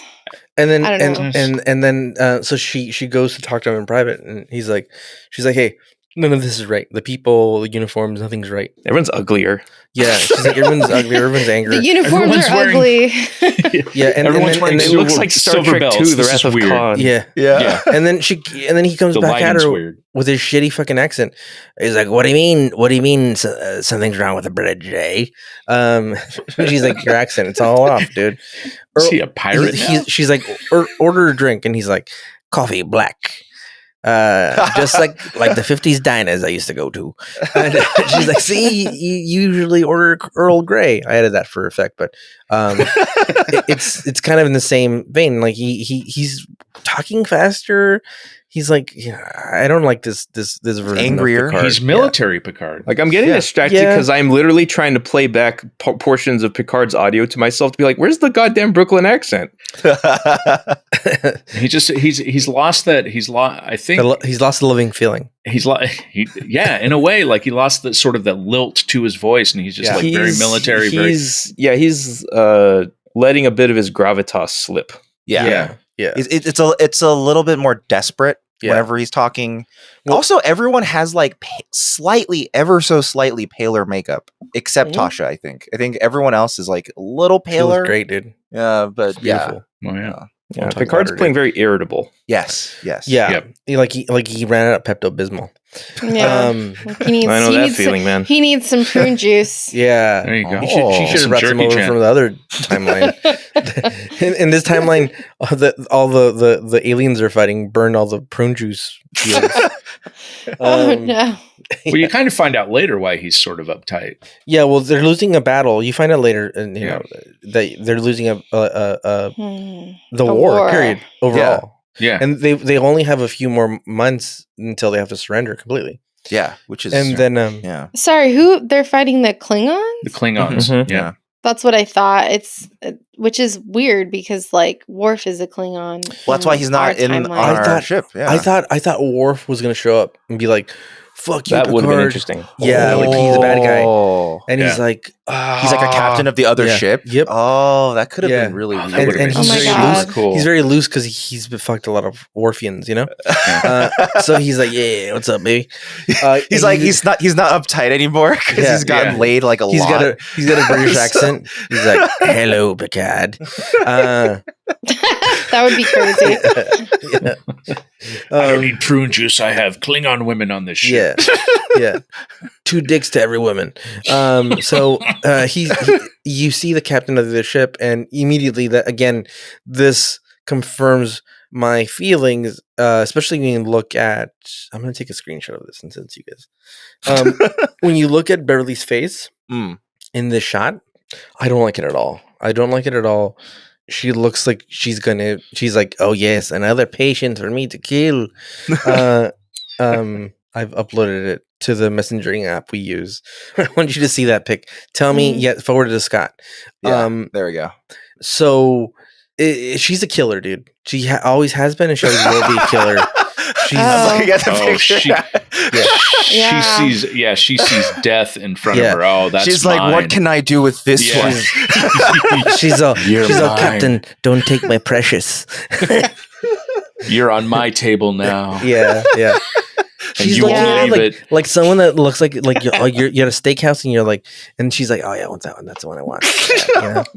You know? And so the captain confesses to this other captain, like, hey, you guys, what the fuck's going on? And he's like, oh, we were fighting a Klingon outpost, and like we just we're here now. And basically you find out that both sides are basically fighting a losing battle, but you find out that the past Enterprise was involved in a famous battle that kind of gave them the power to. It's like a legendary battle that gave them the will to keep fighting and inspire them, basically. And you quickly realize as a viewer, like, oh, they're gonna have to send him back because they're fucking with time now. That's why the future version of them are still in battle, because they never won that battle in the 22 years ago. Well, they didn't win the battle in the past. It's like they were, as far as we can gather, destroyed in that battle. Yeah, but because the Klingons saw them do it, they're like, oh, that is a very honorable thing to do. This peace treaty we're currently negotiating with you guys, let's go through with it. Yeah. Because they like to fuck. And they're like, oh, these people like to fuck. And so they need them to basically sacrifice and do the honorable thing to go back in time. And in this version, that didn't happen. The Klingons didn't see them fighting to the end and giving their life and giving their all. In fact, they might have seen them abandon the post. Yeah. Right. That might be what they thought. They probably thought they warped really away or something. Yeah, that's really cool. So they're like, these cowards, we'll never let them. You let us, because the Klingons sent a distress signal. So if it looked like they warped away, the Klingons. There's a Federation ship. Oh no, they saw Romulans. They fucked off. Yeah, like they're even worse than we thought they were. And they stole our cloaking technology. Yeah. You can uncloak now. Anytime. Come on. And then you had one engineer go, see, your cloaking technology goes ding ding ding ding ding ding, but our cloaking technology goes ding ding ding ding ding ding ding. See, it's got the extra ding. It's different. It's not like Ice Baby. God damn it, dude. They went to court over this. Yeah. At all. So basically they're like, hey, you guys are time travelers. And then she's like, what the fuck, dude? Everybody's freaking out that there's this timey-wimey happening. And so they're like, how do we get into the, you basically one captain's like, well, you come back with us and help us fight, And they're like, no, that's not how it works. Like, we had to stay in this timeline. And then I'll start telling my version of this episode through each storyline. I'm going to separate these a bit. Okay. So you start having the B storyline, which is Shooter McGavin and Tasha, which form like this basically bond very quickly, and it only lasts this episode, as far as I know. But they're so good that it's convincing. Like we've said, they kind of are talking, and they're talking about battles and the ship and stuff, and but Tasha's what's kind of weird though is that, like, he says he has a family, right? Well, that could mean a lot of things. So, like, he could have a mother and a brother and a sister. No, but he said he had children. Yeah, but he could be from Utah, dude. We can't judge. No, he didn't say he had children. He only said he had family. Yeah. Oh, really? I thought he said he specifically had children, which made me think he had a wife, which made me think, like, oh, isn't this cheating? He just said family, and he was like, oh, I think they try to keep it generic, so they were like, they could go for this. Well, yeah, I mean, if he said wife, then you would be like, this motherfucker's a cheater. Yeah, but you don't know. Like, he could be in an open relationship, That's true. He's like, I'm from Utah. Sure. I'm poly. Yeah. It's fine. Yeah. Yeah, you're like, don't worry. You would be my third, fourth wife. Yeah. I lost track of how many I have. You're gonna have to sync up with my other wives. Yeah. Let me Skype with them, and then I'll let you know which one you'll be. But I feel like in this relationship, he would be the wife. Yeah, she's badass. Well, Tasha, 100%. Oh, definitely. Yeah. She's a power bottom. So then he is like definitely falling in love with her throughout this whole episode, and both vice versa. And they basically see that it's a black hole, and there's time travel happening. They realize that, and they go back. It feels like Beverly called them and go, hey, this I need you guys in the medical bay because this lady's gonna die, and I want you to witness it. So they show up, and she basically dies. But again, she doesn't die there. She doesn't die there, but it feels like when they went to the medical bay, I'm like, oh, she's for sure dead. You want Beverly to kill this woman so bad, don't you? You're just rewriting the episode. Yeah, basically. well, it does happen. It just doesn't happen as fast as I wanted it to happen. Yeah, like just off screen, Beverly has a piece of shrapnel ready to go. She's on the Enterprise. She's hiding. Yeah, she snuck onto the Enterprise, shoves seat. it into her neck, and then transports away. And then later on, she slits Riker's throat. That's what happened. What a bitch. Yeah. And so basically, Guinan and Picard have a conversation about how like this isn't how it's supposed to go, and like he has to make it right, and like he's basically like, give me a reason. And he's like, I can't, like I just know that this isn't right. And he yelled at her. I like that scene. He's like, oh, God damn it, this is not good enough. Yeah. I'm insane with anger. And it is hard to watch Picard lose his shit when you know he's a calm British man. It's like it's such a mirror of the First Contact scene. Is it? And you said you've seen the movie, so I'm trying not to be spoilery about it. But it's all mushy. I know it's a very famous scene of him just yelling and going blah blah blah blah blah blah blah, blah. And this is like not good enough. And I'm like, he's got that inside of him, regardless of time travel or whatever. That's part of who Picard is. Yeah, it's just the stress brings it out. And since that was such the beginning of First Contact is sort of stressful. Yeah. Also, there's no physical contact in First Contact. That's true. I thought it was for a sexual encounter, but it wasn't about time travel. So then he tells her like, "Hey, it's just I know that this isn't how it's supposed to be. You have to trust me." How many times have I basically like? I don't come to you with bullshit. I steered you wrong, baby. Yeah, I don't come with you with bullshit shit. You know what I mean? Like, I'm coming at you with like serious stuff, dude. I don't come at you with like fucking Tapatio hot hands and shit. Like, I'm coming at you with real issues here, dude. Yep. Don't fuck with me, dude. Remember when I was gonna kung fu fucking Q? I don't fuck around, dude. I don't think that happened in this timeline. Yeah. And again, they're Guinan watches Tasha and Shooter McGavin kind of flirting and stuff, and I feel like we were talking about it earlier, but I feel like the more she spends time with, like, the more her old timelines memories are coming back. Like, it's kind of fuzzy, but it's all coming together because, like, when she's seeing more scenes with Tasha, like, she's like, oh, all I know is that she dies. She's not around in the other timeline. So she doesn't exist. So she dies somehow. And so it's all kind of, she's also piecing that together. And I like how they did that. Yeah. Like how, like, you don't quite know, well, at least now, I don't know who Guinan is or what kind of species she is, but I know that time travel doesn't affect her, but she's also gathering more information the longer she stays in this universe. She's getting more information about her prime timeline. So there's more scenes with them flirting, Shooter McGavin, and they're just good actors. Like all the scenes they're in work for me. Like, there's no weak scene where I'm like, I don't believe this is bullshit. Yeah, there's no fat in this episode. Yeah, and a lot of episodes, like when when T-Bag shows up, and it's like, I don't believe it shit. Like, T-Bag is a fucking piece of shit, dude. He's gonna lose his hand in season 2. And I don't believe some of the love triangles or like love interest stories.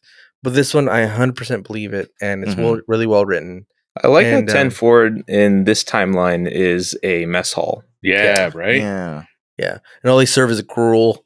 Kind of, yeah. Yeah. I don't know. What exactly is TKL? They don't explain. They only say, they only give it an abbreviation and then say that replicators are on low power to divert, resources to defensive systems. So it's like they're trying to imply that they're analogous to like MREs or something. Or at least something that's not as pleasant, probably. Yeah. They're like, it only makes Del Taco, which is fucking shitty. Instead of Taco Bell, we can only make Del Taco. It is kind of funny how Guinan kind of still tries to provide them with like a restaurant-like experience. It's like, you haven't ordered yet, Tasha. Yeah, they're served. Yeah, that's true. They are served. Like, some shitty TKLs, please. Yeah. He's like, what do you guys have, Del Taco or Del Taco? Guess what? Del Taco will never be a sponsor on this program. Not because they wouldn't do it, because I would never let them do it. Yeah, I don't like Del Taco either. All the way. Yeah, I agree, Ricardo. We're on the same page. Del Taco's pretty trash. Yeah, dude. I've had arguments with people who are like, "Oh, they swear by Del Taco," and I'm like, get your fucking shitty tacos out of here, dude. Make tacos and burgers. Make a decision. Yeah, dude. Does Del Taco even exist outside of California? No, it doesn't. I don't think it does. Damn, am I the only one in this podcast that like appreciates Del Taco at all? Dan, don't say things like that, dude, because you're gonna get ousted from this podcast, dude.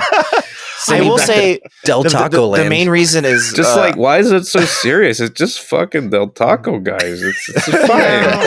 It's not good. Got real serious real fast. I've only been once, and I only went to Del Taco because when I moved to California here, I was like told, Del Taco is it. Like you got to go to Del Taco. It's California. Okay, now whoever did that to you was an asshole. Like that's no way to. I feel like they were trying to hurt you. Yeah, that sounds malicious. No one would do that for serious. Don't go to Roscoe's. Don't go to like In-N-Out. Go to Del Taco first. No, yeah. So I went to Del Taco with it. I was like, oh shit, this is Californian Del Taco. Let's have it. And I had it. I was like, this is horrible. I don't like this. You can go to King Taco, but if you want an authentic taco experience, you go to Del Taco. To be fair, give yourself a burger at Del Taco. Just make sure you get the burger too. Yeah, the double Del. Yeah. Even though we joke about it, like I've actually never gotten sick from Taco Bell, but I have gotten sick several times from Del Taco, including the last time I ate it, which was like maybe 7 years ago. I get sick from Taco Bell all the time, but it's worth it. That's how I know stronger, it's good. Coward. Yeah. I can eat Taco either. Bell. Yeah. And I'm fine. Look at me. But I have Keep looking. Keep looking. Don't look away. But you know what? Carmen likes Taco Bell, so. Crispy potato sauce, spicy taco. That's the Del Taco. That's my favorite. I fucking hate that place. Don't even get me started about that fucking Del Taco. Oh, God. Jesus, calm down. Calm down, dude. Oh man, this bit's getting complicated now. Yeah, it's like a ventriloquist thing happening. I blame Ricardo. So then they're like, yeah, we don't want any shitty fucking Del Taco. We'd rather starve to death than eat more of these Del Taco bullshit, dude. They're about to get their Del Taco, and then the captain goes, "I need all senior officers in my quarters right away." And they're like, "Oh, thank God." Yeah, they're like, and then he's like, hey, we're about to lose this battle, so like, don't eat the Del Taco because you're gonna die anyway. So might as well go happy, dude.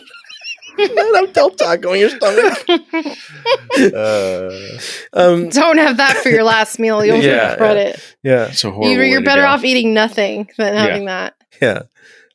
So anyway, they debate whether they're going to send him back or not, and they realize basically like they'll have to send him back. Was anyone else surprised how willingly the other crew from the other ship was like, all right, you can send us to our deaths. Not at first, because the captain from the other ship was like, no, or like come back and help us, and then like go in the hole, fight, and then come back. Like in and out. Yeah. And so go home. Are you too good for your home? and the captain tells him like, bro, like. No, like you're better off over there because we're losing the battle. We're gonna have to surrender soon. We're fucked. I love that it's such great writing where he says it works the logic of why they would choose to go back. Where he says one more ship isn't gonna do shit for us here, and you're just gonna prolong your death here anyway. But if you go back and what all of what Guinan's saying and what we're feeling and what's going to happen. If you do go back, the possibility of you stopping all of this is so much greater than you just staying and trying to help because we're all going to be destroyed and surrender anyway. Yeah. So it's weighed so heavily on them going back and having a purpose, and I think it's sort of unwritten in the sense that she agrees to tell her crew that that's what they need to do. Yeah. And if the crew trusts her captain and they believe that that's the right thing to do, then they'll follow her through that. Yeah. And there's a speech that they cut out of the show that was beautiful, where she's like, like an Independence Day style speech. Yeah. They're like, hey, if we go back and we survive and we fight really hard, we maybe will have something else besides Del Taco. Yeah. And think of all the options. They're like, it's worth it. It's worth it. All of the Enterprise C crew were devastated that in this universe there's only Del Taco available. Like, and now who wants to go eat Del Taco? Actually, you know what? I I would actually leave if Del Taco was the only option. Yeah, I would. There's Taco Bell at the Klingon outpost. Yeah. Oh, there's a Taco Bell at the Klingon outpost. Yeah, let's go. Let's go. Let's fight for it. If you survive the battle, you can buy all the spicy potato soft tacos you can want. Yes. And this location still sells Mexican pizza. Oh my and God. Baja Blast. You know what I would have done though? Okay, Baja Blast is legit awesome. I love Baja Blast. Yeah, And they brought back the green sauce for the burritos. What did they bring back? Wait, what? The green sauce for burritos. They brought back the green sauce. It went away like a year ago. It went away, and now they've got it back. And I love the green sauce. Maybe there's a hole in our space, and we're we live in a bad reality. We know we live in a bad reality, but we're definitely in the weird timeline. We're definitely on the bad. I'm waiting for our rift to like appear and we can jump through. Because any day now, a space shuttle is gonna go into a rift and orbit around our planet. We're gonna immediately be like, "Go right back, sir." Yeah, go right back. Yeah, take back our old fucking Del Taco president. So President Del Taco, and his I'd call him more of a Doritos Loco president. Yeah, no, I didn't like don't those. besmirch the fucking name of fucking Taco Locos, dude. Don't ever do that, dude. Common's gonna hate you, dude. He's gonna hate you. Yeah, he's gonna get into physical violence, dude. Don't talk shit about Doritos Locos Tacos. I'll end you. This is gonna look so, I'm a rapper. Oh god, this is gonna look so weird when I make the YouTube versions of these podcasts. Oh, right, you need a common model. Yeah. You need to find a common or I don't, and you just look crazy. Oh, truer to life. Wait, is the idea if they go back to like I remember they mentioned something in the saying that if they died with honor, the Klingons would see that as like a a peaceful, like they would be like, oh, get them horned up. Well, it's because they value honor so much. It's like, oh man, you died for us, bro. Like now we're ride or die partners. Aren't they fighting them though? No, not yet. So, in the past, they're actually they're negotiating a peace treaty. Actually, they're in the middle of it. This is in the past. Okay, yeah, that's right. So they're on good-ish terms, but they're just at the table. So once they do this one act, it pushes it over the edge. Sort of thing. Okay. So, because the Romulans are attacking the Klingon post, so they came there to help, and then because that's a selfless act for them. Like they didn't have to get involved, but they chose to answer their distress signal. And if they die, the Klingons are gonna be like, "You died for me." Yeah, we owe you shit, Klingon shit. We owe you that. We'll send you Worf. So. Yeah.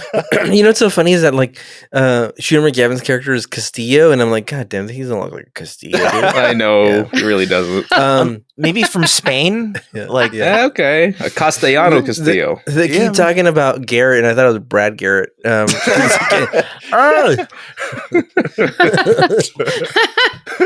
Garrett. Well, he's like, is my brother alive in this timeline? I miss Ray. Ma. So then you were like, God damn it, dude. That's Ray. That's your Ray sounds surprisingly similar to my comment. Ma. So then Tasha says goodbye to Shooter McGavin, and they're because the stupid fucking Romulan ships coming through, right? Yeah. And they're fighting 3 ships, and this is the most action they've seen on this fucking show. The first time they only fight 1 ship at the very beginning. Yeah. And then 2 more show up, and they fight 3. Yeah, later. Yes. Yeah. Well, I'm just saying that like the visual effects department, this is the most action they've seen. It's like, fucking 5 ships, dude. I don't know if we have the budget, dude. We're gonna do 5 clip shows at the end of the season. The last 5 episodes. Yeah. So Captain Brad Garrett goes over to the other ship, and she gets blown up. One of the they gotta really figure out this fucking exploding console thing, dude. Console explodes, and she's fucking dead. And so they're like, oh fuck, Brad Garrett and fucking Ray Garrett is dead. Yeah. Ma, and only the mom's alive now. Yeah, people die so easily. Like it just seems like it was not that intense, but then she's like dead. Yeah. I'm like, it just looked like she fell out of her chair. Well, here's the thing: is that they're not killed by the actual blast; they're killed by fucking electrical fucking malfunctions that make consoles explode. It's like, I know it's a joke like that fans like to make, that like, oh, these consoles are so dangerous, but like this episode makes a really strong case for it. Yeah. Literally, she's got like a piece of like shrapnel on her forehead, dude. Yeah, it exploded and it shot it into her forehead, so she's dead. And then now Castillo, the white Hispanic guy, has to go take over, and he's got no fucking plow experience. He's like they're like, this guy's an idiot, dude. He's a lover. He's not a fighter, dude. And so they're contemplating like what to do and stuff. And he's like, man, I'm ready to lead. Like, no matter what, I'm ready to fuck. Send me back there. I'll go. I'll shoot him. And he's like, you can't shoot people, dude. Calm down. You don't know what you're talking about, dude. And then so basically what ends up happening is they have a kiss and they immediately fall in love, dude. Yeah. With that kiss, Tasha and Shooter McGavin. And so Tasha goes to Guinan and says, hey, you've been looking at me funny, dude. Mm-hmm. You've been eyeballing me. I don't like how you've been eyeballing me. We're gonna fight. No, she's a challenge. She says, Guinan gets up. Guinan's like, she puts her claws up. She's like, yes, let it flow through you. She goes all Palpatine on her. Yes, hate.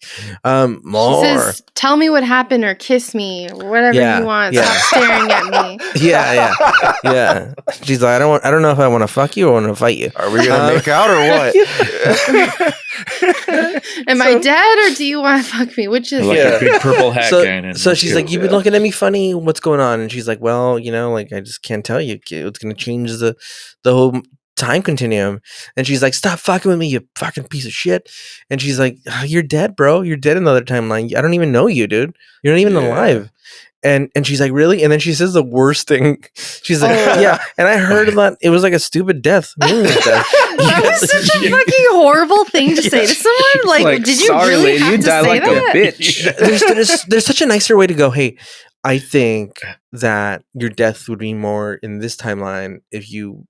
She already knows what she's here for, kind of. She could have just said, if you go and help the other ship, I think it'll be a more honorable death. And like, she could have phrased it a different way as opposed to like, yeah, everyone thinks you died like a bitch ass fool. So like, it's like, whoa, calm down. That hurt me, dude, because I like Tasha, and that hurt me. Yeah, that was a pretty hurtful way to say something. I was like, damn. Well, she's like speaking Picard like says strange, Picard says the same thing too when she like reiterates the conversation. Picard's like, damn, she said that to you? Like, yeah. Well, it reiterates like, it reiterates what Dan was saying about her being sort of the POV for the audience, because the audience was like, what the fuck was that? We like Tasha, Ricardo's favorite character.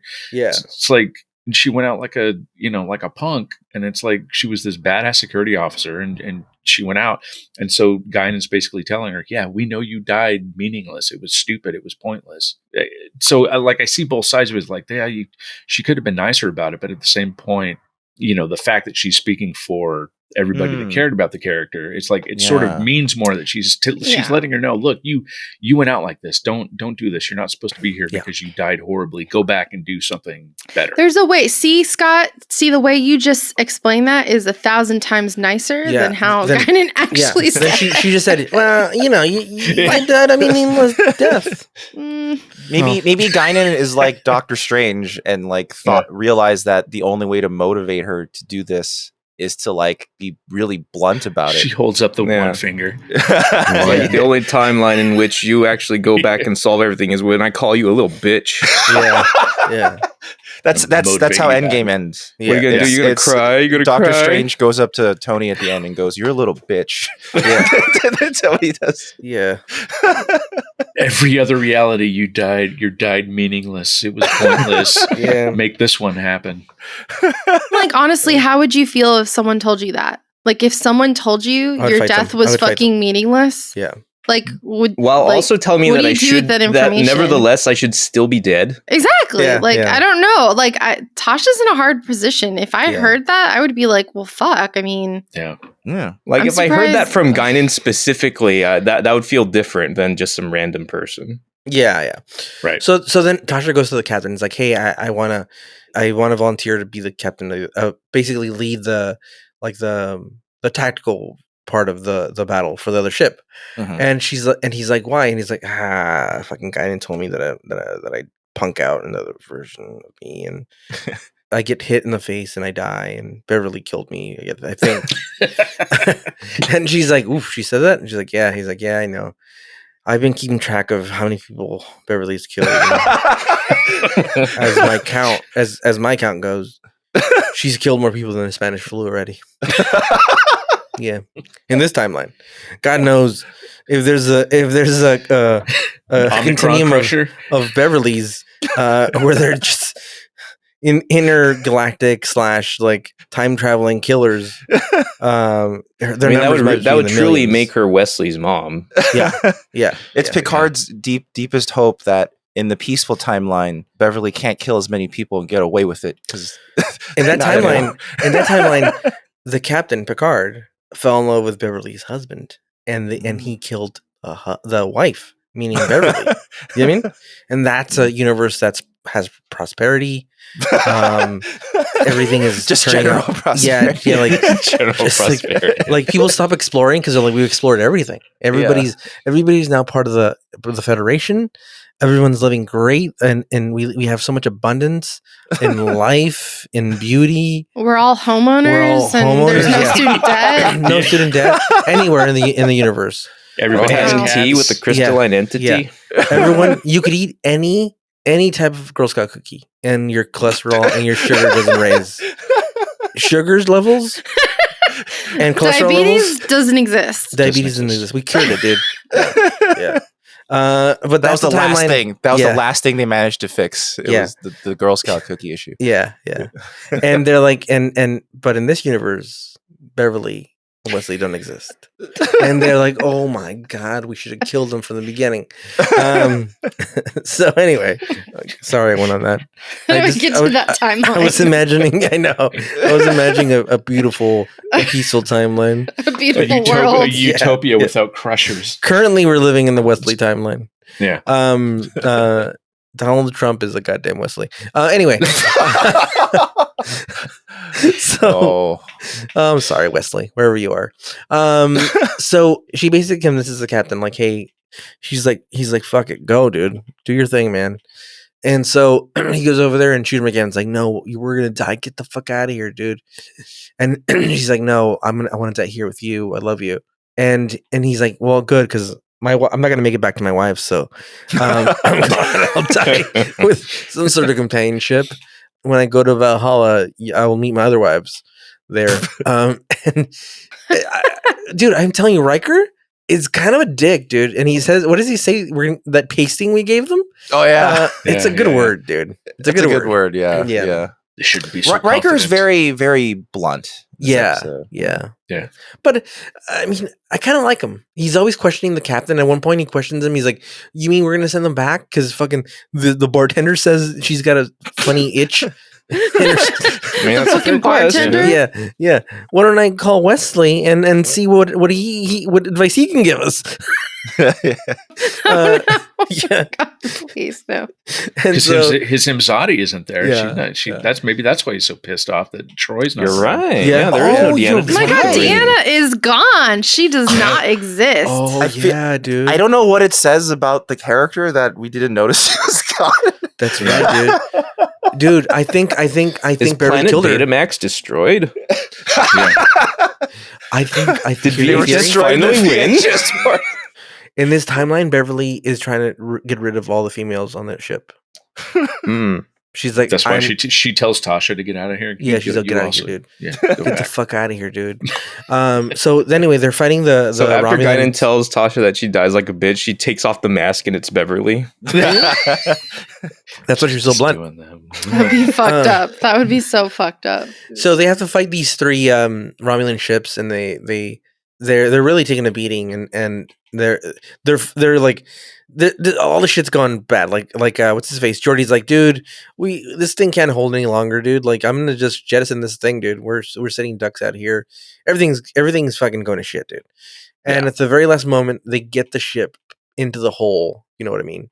Oh, and then at one point, fucking is it Riker dies? Yeah. Riker gets killed. Yeah. Beverly From killed another him. exploding console. Another exploding console, right? Yeah, that was that's what I shocking. said. Yeah. That was Filled with shocking. rocks. There's so many rocks inside Yeah, the there are ship. rocks No. inside. Why I is love that? how there's rocks on the bridge everywhere. Amazing. Oh my Why gosh. is that? Okay, so I have a comparison. I don't know. For me, when I was watching kind of like Geordie's, like the whole, basically like everything just combusting, it kind of like gave me Titanic feels, like just like the panic. Like I felt like, oh my god, like the water's rushing in, like the ship is gonna like sink. Engine That's room how issues. I felt. Like the Everyone's- engine room, you know, like he's in the engine room. And They're it's rushing like, oh my everybody out. And God, they're I like, can't "Oh." hold it, and he's like, go. I don't know. I felt like Titanic vibes. Like Miles that and the scene. rest of his string quartet should have been on hand. Right, Scott? I mean, that would've been Scott, great. you're a huge Titanic fan along with me. Did you get those vibes? Am I crazy? I don't know. I got like Titanic vibes. That was what My it was. Lego Yeah. Titanic. Miles Yeah. O'Brien should have been Yeah. playing this song. There it is. Oh my god. On the bridge. That's not for a string quartet. But gentlemen, it's been an honor. It's been an honor, everybody. And then that's when everything starts coming back to normal. And the captain's like, oh, I believe Guinan. She was right all along. Yeah. This song is bringing back all the memories of my Earl Grey tea. And that mood I was in. Yeah. I remember the mood. Ba-da-ba-ba. And then he's like, Riker, oh my god, he's dead. He's on the fucking floor. So just a quick bit of trivia. Yeah. There were actually 3 planned deaths. Riker was obviously one of them, but Data was also supposed to be electrocuted to death. Oh, really? And then my favorite that I'm sad that they weren't able to do, Wesley was supposed to be decapitated. Oh, Whoa. my God, Oh, man. dude. Are you serious? Maybe That was would the have right made this timeline. fan service the episode. Yeah. That's a little graphic for this show. That's no? probably Like- why they decided not to do Yeah, it. it's like that's on par with Dude. Exploding McHead face. Give us the from Snyder season cut. 1 Give finale. us the Snyder cut. Wow. That's crazy. Carson cut. Let's go. Yeah, give us a Carson cut. The one with the decapitated head. That's all he has back in. Yeah. That's all anyone needs. He's like, all This is right. that one shot. Okay, we need $3 million for reshoots. Done. So how does that happen? Done. Does it a console explodes and then spins? Maybe. Scott, why are there rocks in the fucking thing, dude? In the bridge? Why are the rocks? It could be many reasons, dude. The LCD screen fucking blows up and it just chops them up. The dude. consoles are too heavy. Too light. They need something to weigh them down. Rocks. They'll float away without the rocks Dude, holding if we them. Yeah, put they're in it- space. If There's no gravity Carson, in space. if Carson said, actually, we shot that footage, it's somewhere in the vaults and stuff, and I bet you if we put up a GoFundMe, we could raise $3 million for them to finish off the effects and give us the Carson cut. Oh. But it would have to be the 1x1 or what is it? The 4x3. Yeah. He shot it 4x3. 4x3. Yeah. 4x3, and then it's all black and white. Yeah. Take the color. Or I think Zack Snyder just opened the mat, right? Like I think it was shot in because it's partially IMAX. I think he just took off the mat. Yeah, he just took the mat off. Yeah. So there's a lot of headroom in that movie. Whoa, Yeah. can we talk about the Sorry. moment where Picard jumps over the console like fucking rock star? He does. I was And insane. I was like, Patrick Stewart, wow. He's like He's a so cat. limber. He's so limber. Yeah, he's so Like a cat. limber. Like he's like a cat. He just jumps over that console. He's like, "Oh, Riker's dead. Fuck," and then just. I like the line too. He's like, "That'll be the day." Yeah. And he's like, "Excuse me." I said, "That'll be the day." And he gets up, and it's a one shot because they want you to know that it's really him. He's like, "This is no stunt Yeah. double. This is like really a him fucking cat. He's Yeah. like a fucking Yeah. cat. More like Patrick Stewart. Yeah, Man, he was 50 years old Wow. at the time of You can't catch filming- me being 50 doing this. I'll tell you that. wait. Repeat that. He was 50 years old at the time of shooting that episode. How old is he 49 now? now. wait. Well, now he's 81. Wow. Oh no, shit, dude. He's 81. And he's like gonna be the star of fucking Doctor Strange. Huh? I mean, like he stays active, he stays healthy, his mind's Yeah, still ticking. he's Yeah. jumping over consoles. I mean, Yeah. at Yeah, if 50. he was That's able to jump over consoles at 49. that's how he stays healthy. He has a console at his house, and everywhere he goes, he's like, I need a console jumps to over. work out, do my calisthenics. Yeah, he vaults over it like 20 reps. Yeah, I mean, that's kind of amazing. I mean, honestly. But he says that'll be the day each time. That's how. That'll be the day. That'll be the day. That'll be the day. I need more coffee. That'll be the day. And then he jumps over this thing. Jumps over the console. I mean, I don't know. I'm just impressed. Yeah. Patrick Stewart really impresses me, honestly. This guy fucks, dude. Patrick Stewart fucks. No. Sorry. Sir Patrick Stewart. I'm sorry. Yeah. I'm so sorry, sir. Picard season 2. And as soon as the ship goes through the hole, if you know what I mean, everything goes back to normal. Like there's a hard cut, and then you think it's gonna go back to the to that scene with the captain, and they're back to normal. The lighting's normal. Worf is back, and he's like, "Oh, this prune juice has made my belly weak. I have to go take a shit out of my 3 buttholes." And we realize, Deanna's back. We see Deanna. She's sitting in her normal seat with her dress, fancy blue dress. Yeah. Thing. And then Guinan calls up, and then she's like, "Hey, is everything cool up there?" And they're like, "Sure, yeah, sure." I mean, he's like, "Yeah, what do you want, Guinan? What's up?" Worf has some issues with a drink you gave him. The bridge. We're in a tight space here, and the bridge. Yeah. He's fucking farting up a storm over here. Guinan, you know about Klingon farts? They fart at double the speed because they have double the balls. they fart sarin gas. Oh no! The bridge is dead. And Guinan just smiles. Yeah. There's a shot of her smiling. She's like, smirks, "Okay, are you all right?" Yeah, that's my Worf. And nobody responds, and she just nods and goes. Yeah. And she sits down, and she sits down with Geordi this time at 10 forward. Is that what it's called? Correct. Yeah. And then Geordi's like, "What is this drink?" He's like, "It's cranberry juice. It looks like you have a UTI." Drink this for your UTI. And it turns out this episode is a continual time loop. Like keep going with different characters. Every time is a different drink. Different drink, different character. Right. Yeah. This is turmeric juice. Yeah. Or whatever. So now that we got here, this is where the continuity error is.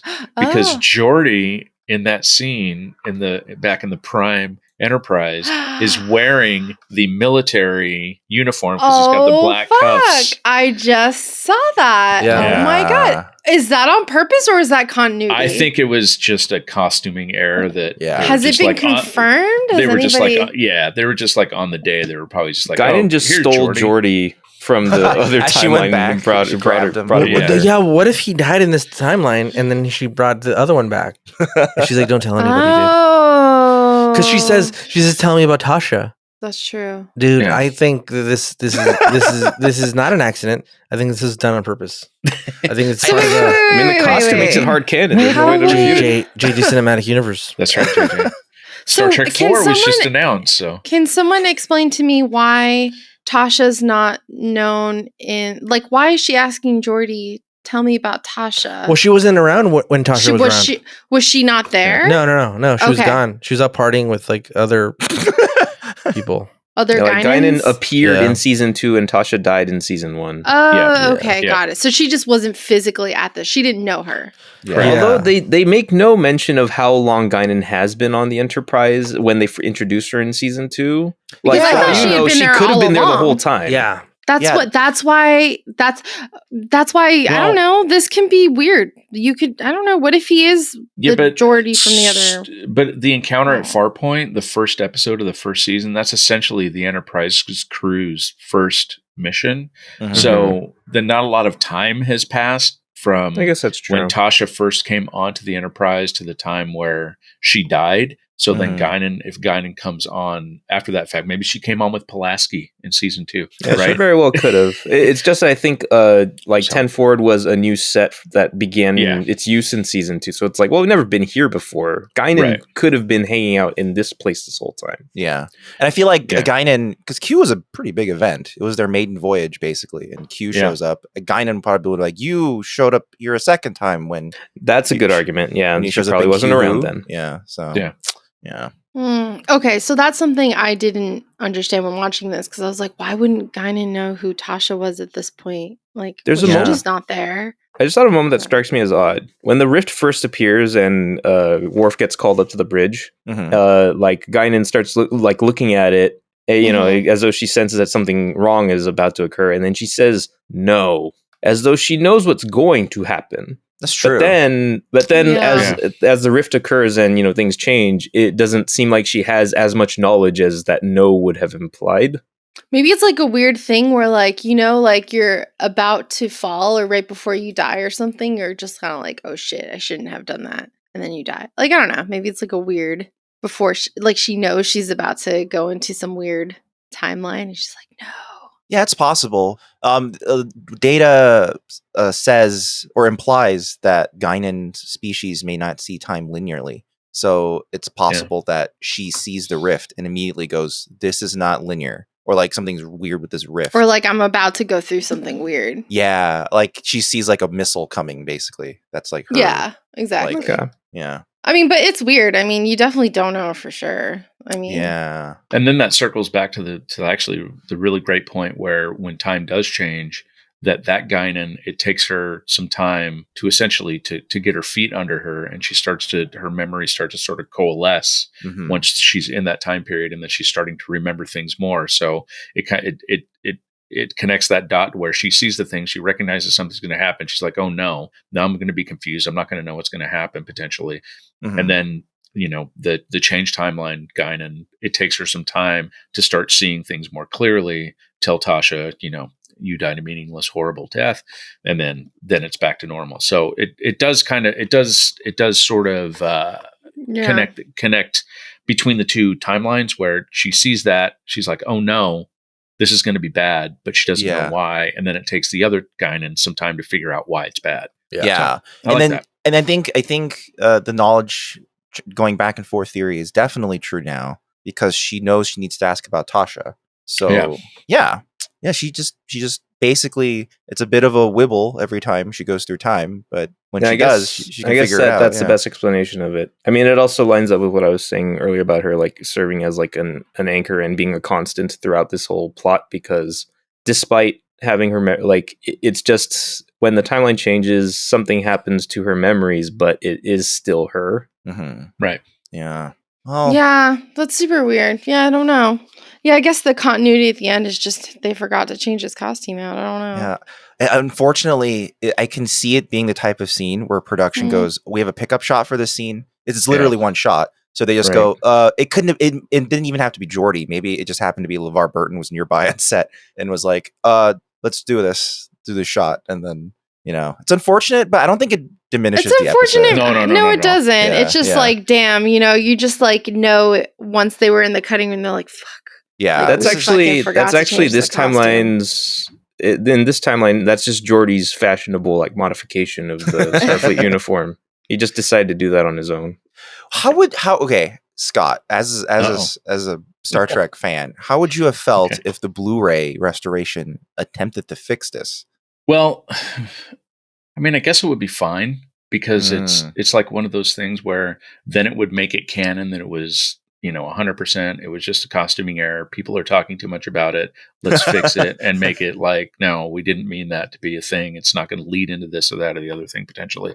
So I don't mind, but at the same time, the Blu-ray restorations, they weren't meant to go in and change things. They were meant to enhance things, especially with the original series. And they didn't even enhance a bunch of stuff with the next generation effects and all that kind of stuff.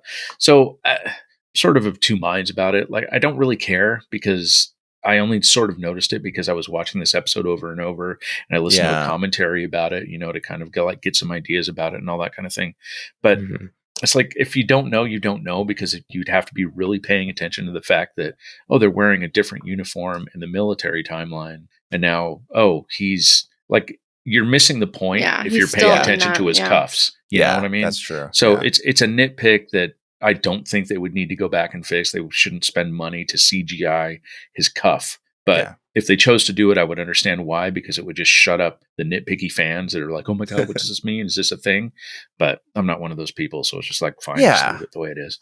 I agree. Cause like, I like that the Blu-rays leave a lot of the errors in, like you see tape on the floor. See, like, I think that's nice though. It's like, here's the original. They fix like certain things in CGI, like the first encounter at Farpoint, they changed where the phaser comes out in the special effect. But I mean, they're redoing the special effects. They're like, well, while we're redoing it, we might as well fix it. And that I can understand. But I really, I do like that they're in the spirit of, nah, this is just just how it is. And like, this is not a very PC quote anymore, but I forget which filmmaker said this. A lot of filmmakers are attributed to this, but continuity is for pussies, and it's just like, it doesn't matter. Like, that doesn't diminish the episode. I mean, Ricardo still gave it a 10 out of 10. Right, exactly. Yeah. If the episode has that much impact, you're not caring about his freak. If you care about the color of his cuffs, then the episode was bad. Failed. Yeah. Yeah, it totally failed. Yeah, it shouldn't matter if it's a good.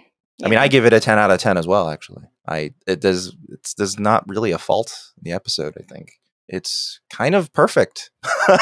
And it's interesting because my favorite episode is Measure of a Man, but I also really, really enjoyed this episode, or I've rediscovered how much I enjoyed this episode, but it's for entirely different reasons. Measure of a Man is all about like really careful acting performances, and there's really good performances in yesterday's Enterprise as well. But it's just interesting how it's like accumulation of the fandom the show has been getting, and like the idea of bringing Tasha back is for the fans specifically, and you build like a war plot around it, which is like fascinating in the world of Star Trek. You never see that. So it's a lot of fan service, and it's very high concept, but it's executed well. Yeah. Well, what does everyone else rate it, you think? I give it a 10 out of 10 as well. Pretty good episode. I felt like it was more creative, like the writing, the way they shot it. Like I felt like they really tried a lot of new things, and it paid off in a way that I haven't seen yet. Like, I don't know. It just felt like they really put their best of the best on this episode. They were like, we're going to make a fucking awesome episode. Yeah. And we're going to fucking do great, I'm glad it still worked for you, Sarah, even without the context of the previous seasons. That it was like, I mean, it was clear, even with Tasha, I didn't know, the circumstances around her death, but I knew that she was important to the crew, the people in the world, and her making a reappearance and these timelines kind of crossing over was going to have this emotional effect, both in the show and outside of it for the fans watching. So that came across really clearly, and I think they did a good job. And I liked it. It was a good time. Travel is always tricky though, but but they handled it really gracefully. It's a very graceful way of handling the time travel in this episode, I think, because there's so much destruction. You get to like kind of clear out a lot of like grandfather paradox issues. They just all blow up at the end. So, what about you, Dan? I'll be the iconoclast again. Dan? 9.5. Only so there's somewhere to go. Okay. But I did want to bring up two things. You can always do better. Well, yeah, but I don't want to go above 10. There are two things that I wanted to highlight because I don't remember hearing about them in the discussion so far. Okay. One, that really great tracking shot that begins on Picard's like fidgeting hands and his back, like it's showing how nervous he is about his decision that he's just made in that briefing. That's true. Oh, I never thought of it as that type of performance. That's true. That is really good. There's no reason for his hands to be doing that unless it's like it's showing his mind, and you don't even get to see his face, but it communicates it. It's great. It's fantastic. Yeah. And then it gives a little time and focus on every individual crew as they say their line. It's a really nice tight shot there. And every time somebody speaks, the focus racks on each character that's speaking, and it's still slowly tracking. It's a really great shot. I'm glad you mentioned that. It really stands out. Yeah, it's really, really good. And also, I just wanted to give special shout outs to Denise Crosby's performance in her one-on-one scene with Patrick Stewart, when she requests her transfer over to Enterprise C. Yeah. And she very directly addresses the big issue. Like she gets to say with her own mouth, I'd rather my death count for something. Yeah. And that's a really big moment, like for the fans who, really did think that was a really dumb way to go. So that's a really big, redemptive moment for her. Yeah. That would have been the moment the fans would have been like, yeah.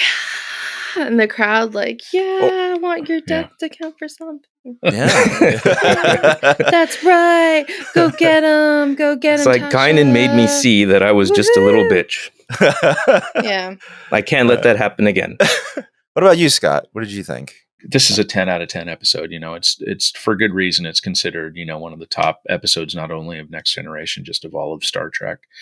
Just the way that, just what everybody said, the way that they handle really elegantly time travel to bring back a character, to refresh her story, to give her purpose. Mm-hmm. And then we leave them and everything's restored, but Guinan still has sort of a thread of that, which sort of makes you feel like you're still connected to that past in a way. So that it still really lives cool. in her memories. Yeah. And like you say, there's no fat in the episode whatsoever. Every moment has meaning, as much as we joke about, Crusher being awful at her job. And I love the fact when she says, where are we? And she knows that Picard's going to tell her, she gives that really great bedside manner. It's like, I just make sure you stay calm. Because she knows what's coming, and she kind of walks away and gives him that moment. I think that's really nice. And I think there's those really subtle touches with all the characters and all the writing where it's like, it's almost like they felt like this was important because they're bringing back this character and they're making all of these moments really mean something, small or big that they are. And, Picard's speech, the words going horribly. It's much worse than anybody knows. That's a great scene. It's like the gravity of, this is why he's acting weirdly. This is why he's got no patience. And I don't know. It's just really great. And, giving it a 10 doesn't necessarily mean that there's like nowhere for it to go. There's other 10 episodes potentially coming for sure. or have been. It's just one of those episodes that really, really stands out when you say, what's the best of Star Trek? It's right at the top of the list. Like, I also want to say that I have a special soft spot for characters in time, like alternate history or alternate timeline stories, where the good guy in a bad timeline is willing to bet everything on just not existing anymore because the bad timeline that they're part of is something that they would rather not exist at all. Yeah. It's a lot of faith. It's like this existence, like I am fine with not existing anymore if there is a better timeline out there. Yeah. Yeah. And I'm willing to fight for that. So I like that. And I'm just really glad that the episode that they decide to bring Denise Crosby back for, it's a really good one. Really good. They didn't do her dirty. Yeah. They did it. They did it right, which is awesome. And just to add, I think one of the great things about Tasha's character in this is, I think one of the problems why she wanted to leave is they weren't doing anything for the character. It's like they were just kind of like, oh, there's another woman on the show. Let's just write a woman. Yeah. That, that happens to be at security. And in this episode, they're writing her as a tactical officer. It's just they wrote for a tactical officer, not for a woman as a tactical officer. She happens to have this relationship with Castillo that sort of blossoms very quickly, but it's not written in the way that it's like, oh, she's not the damsel that's just going to go, it's like she's a fighter. She's good. She's strong. She knows her role. And like, she's showing him around and teaching him all this stuff. Yeah. Which is why he likes her, actually. Yeah, exactly. Yeah. It's competence that makes her attractive. Yeah. And if they would have written the character that way at the beginning, maybe she would never have left. But they weren't doing it that woman. Way. Yeah, right? How revolutionary. Yeah. Oh. On this show, yes. Look how attractive. In the late awesome 80s to early 90s, yes. A competent woman. Look how awesome. Those don't exist a lot, very hard to find. They're so rare. This is a fiction show, isn't it? God. Yes, it is. Science fiction competition. Let's not get ahead of ourselves. We have to invent a scenario where this is possible. In the far future, women can be smart. Oh, God. In the far future, there are competent women. Oh, God. Oh, God. Who can lead tactical forces. Oh, no. We've come a long way, but maybe not actually. No, we haven't. We have not come a long. No, not nearly enough. Sorry, it doesn't get better in 2022. From we're not speaking. I am. People speaking, from the year 2000 skipped ahead 22 years to today, and we were like. Doesn't get any better. No, you go back. We can't have this fucking timeline. Oh, absolutely go back. If you were here from the year 2000, stay. Do not go. The future does not go get any back better. And fix this. Let me tell you, it does not. Live in your bliss. oh my god, I don't know, NSYNC and Backstreet Boys and. Oh man, well, yesterday's Enterprise. What a fantastic episode, and hopefully you've enjoyed our discussion on yesterday's Enterprise on Newbie Star Trek. If you've been liking the podcast, and it'd be great if you've been listening on Spotify, you can give us a rating there, or if you're listening on Apple Podcasts or Podcast Addict, that's also a great place to give us a review, positive or negative, depending on however you're feeling about the way we say fuck, or our discussion of women's competency in the future. But yeah, so that'd be great if you can head on over and do that. And also, or if you like Del Taco or Taco Bell. Yeah. Actually, I'm very curious to know. Answer the poll. Please. Yeah. Well, Del Taco is so localized. Like there's going to be way more opinions about Taco Bell. I seen the metrics. There are enough Californians listening to this podcast that. All right, weigh in, Californians. It's got to be Taco Bell. There's no competition. I'm just going to start some shit right now, and then tell us your opinion about In-N-Out versus Shake Shack. Ooh. Oh, In-N-Out all the way. Really? Yeah. Yeah. See, even as a native Californian, I'm split. What do you think, Scott? In-N-Out or Shake Shack? Well, I was giving my hemming and hawing there. I do love the In-N-Out, but I also really do love the Shake Shack. And Shake Shack offers the Shack-Cago dog, which is a rep of the Chicago hot dog, which is the best hot dog.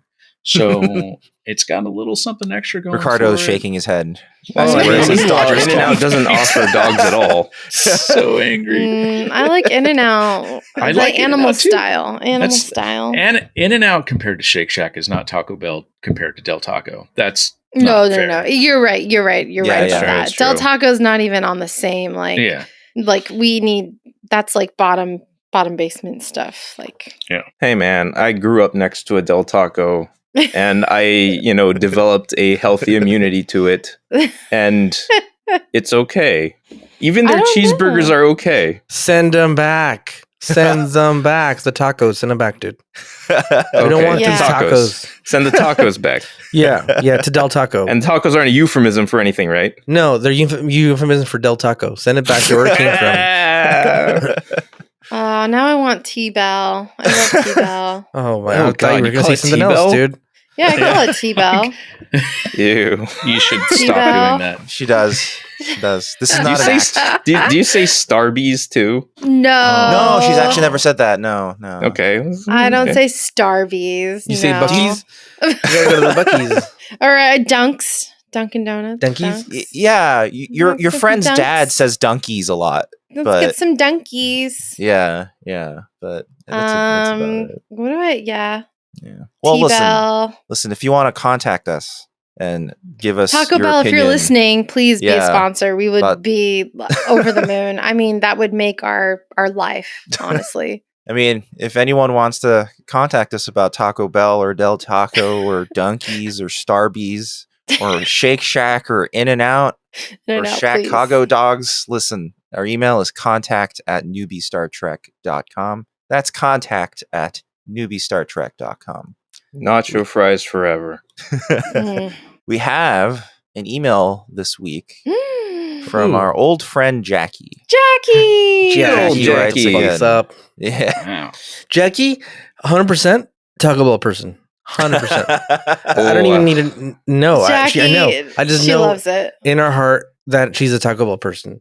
I know. Okay. And Jackie, if you're not a Taco Bell person, it's okay to not say anything at all and to let us continue assuming you're a Taco Bell. She's like, I actually work at Del Taco. And we're like, no. Yeah, but she may work at Del Taco, but she doesn't approve of what. That's true. Yeah, she's like, I eat Taco I'm actually Bell. the West Coast manager of all Del Tacos. I'm actually the marketing manager of Del Taco. The thing is that even if they work for, if somebody works for Del Taco, we said Del Taco enough that we should get a little get our week. Del Taco. Yeah. But really Taco Bell. Yo quiero Taco Bell. That dog is long dead. Yeah. It is. What did Jackie say? Well, the subject line is "Who done it?" but in space. Hi guys, I hope you enjoyed this Riker episode. I believe she's talking about the Rashomon episode. Oh, the last one. Yeah, a matter of perspective. Yeah, exactly. In my opinion, the best Riker episodes lean into soap opera territory. He does overly dramatic very well. He's the Captain Kirk of the show in a big way. Like, they weren't sure the whole balding Shakespeare captain who sips tea and thinks through his problems angle was going to work. So they made Kirk 2.0 to be there as a safety net. This is in no way a diss at Riker's actor. I love him as an actor and director. He's the real chocolate ice cream of this episode. I like 100% agree with Jackie on this. Like, she made me think about this, and I'm like, I agree with that statement. He is chocolate ice cream. He's delicious, but I think that they do put. You know how much I love Jonathan Frakes. First of all, I knew about Jonathan Frakes before Star Trek. I watched Beyond Belief. Oh yeah, and actually, and this is actually something I can relate to you with, Sarah, because I too kind of familiarized myself with Jonathan Frakes and his like demeanor via that show instead of Star Trek. Yeah, that's who I knew him from. I didn't know him from Star Trek. I was like, that's the Beyond Belief guy.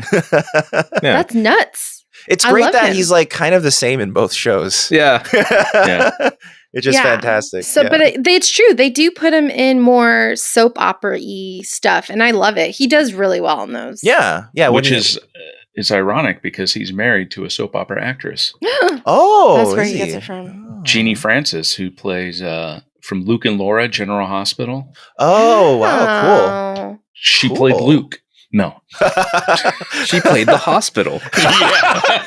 She played the general. Yes. The hospital for generals. That's what that show is about. Yeah, that's Oh my God. Anyway, so she says he is the real chocolate ice cream of his show. He isn't good for you, but he is fun. Also, in regards to food, I think it is a hipster thing, like vinyl. People say they can taste the difference, but most people are like, whatever, nerd, my replicator is the same and I don't have to kill a cow. That's possible. Okay. Although to be fair, vinyl is different. There's a little bit. Yeah, wait. You brought this up. You brought this up with the wrong person here. I didn't. Yeah, actually, I love Jackie. She's great. But God damn it, Jackie, don't you besmirch the name of vinyl. I think like all three of us we got have a lot of vinyl collections. Yeah, there's a lot. I don't think Scott collects vinyl. Do you have a vinyl connection, Scott? Or? No. Okay. So that means all four of us, other than Scott, have a vinyl collection. I mean, I have records in my garage, but I wouldn't consider it a collection. Oh my God, you keep them in the garage? Is it temperature regulated? To Burbank temperatures, yes. Oh no! Let me explain, Scott. Whenever Ricardo takes out a vinyl to play, he puts on gloves to make sure the plastic. I can respect it. He won't play a vinyl more than a certain number of times to make sure it doesn't get damaged. So I do the same thing with my MP4. Correct me if I'm wrong, Ricardo. I don't know. No, you haven't said.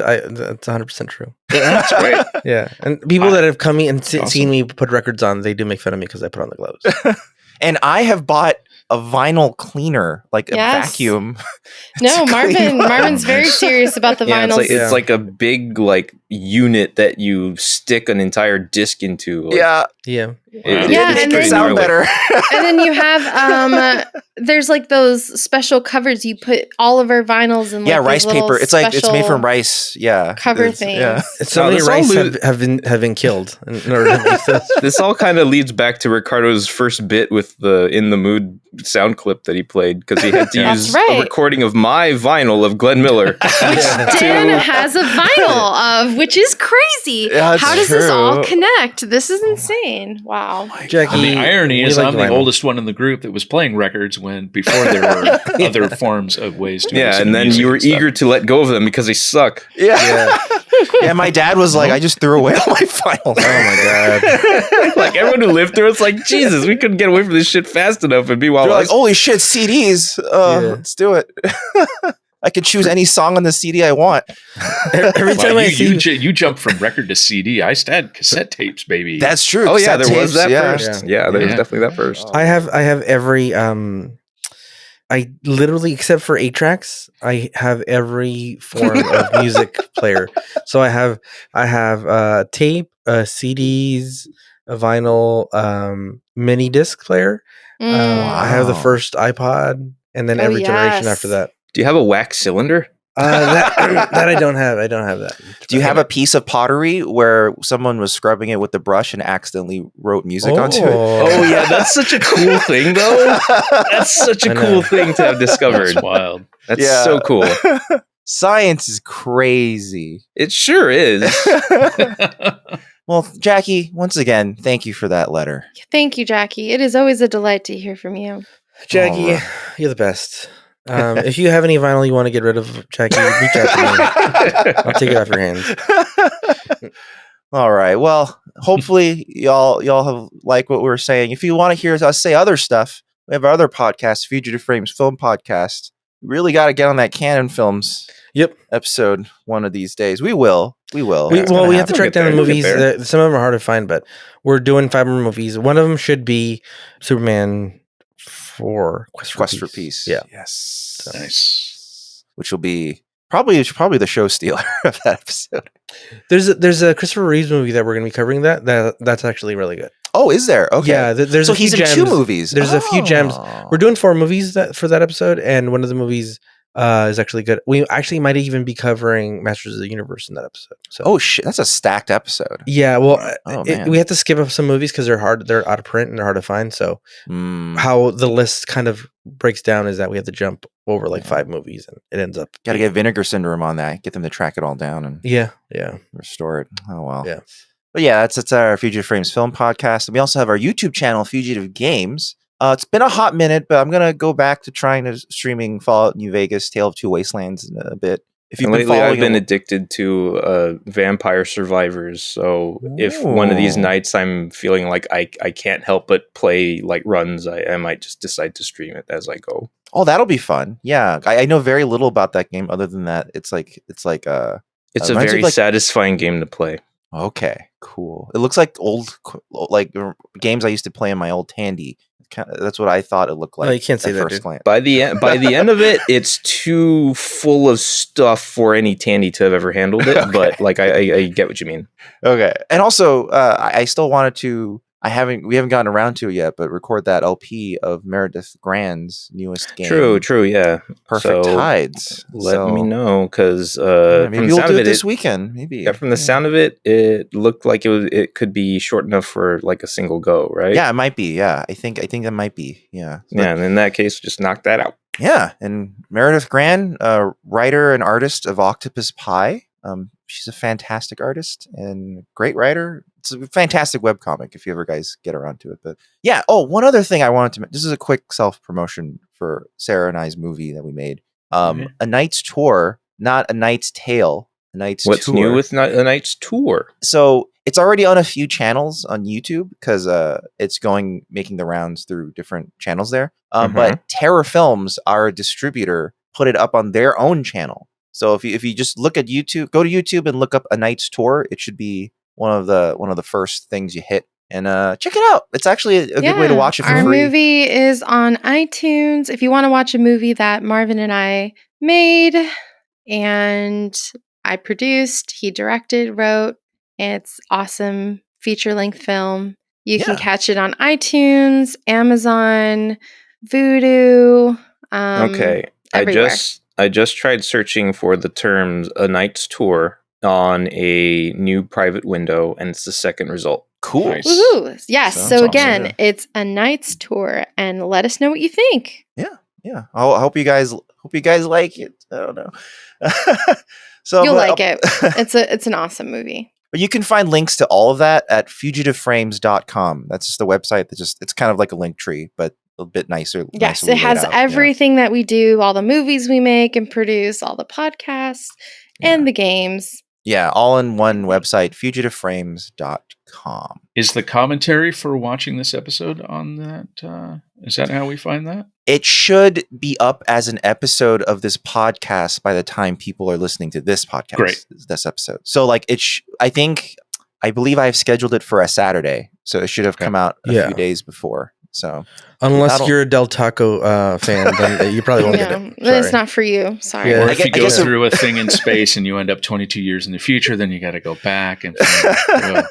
I guess a really quick disclaimer on that commentary track, since you brought it up, Scott. It only works with the Blu-ray and Paramount Plus versions of TNG. Oh, Scott knows all about this. The commercial blacks are different. Oh, no. Those damn commercial Netflix's blacks. commercial blacks are different. Yes. And because Netflix has currently been like purging Star Trek how Netflix, are they different? Are they blacker or No, they're shorter. They're shorter. They I just found it funny how you kept on saying it was different and not anything else. I guess because me and Scott, we work in this industry, so we know obviously, and you guys also know that when we say it's different, it's usually there's a duration difference. Yeah, sometimes they're shorter, longer. You know what I mean? That's gonna throw off the sync of the audio. So yeah, it's all about length. So repeat that. It's the Blu-rays or the Paramount Plus, not the Netflix version. Not the Netflix version. The Netflix spec is unique to Netflix. Yeah. And doesn't really work anywhere else. And I decided to like just change it to conform it to Blu-ray and Paramount Plus because one, those are like the most official sources.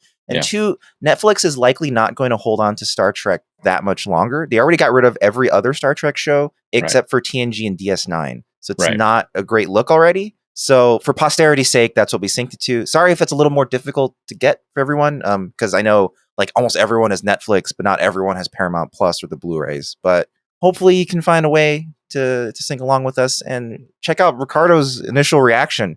We were waiting for that pop for a while. Can't wait. Hello. Right, our next episode, The Offspring. I hate the band The Offspring. Just for the record. I don't like the band The Offspring either. The Offspring, dude. Oh no! It was a really weird cameo when they showed up. Yeah. God for what it's worth, Scott, I think you're pretty fly. For the Wicca. Dan, that was great. Oh. Dan, that wasn't his joke. When's your next set at the Comedy Store, Dan? That was Common. Common wrote that joke.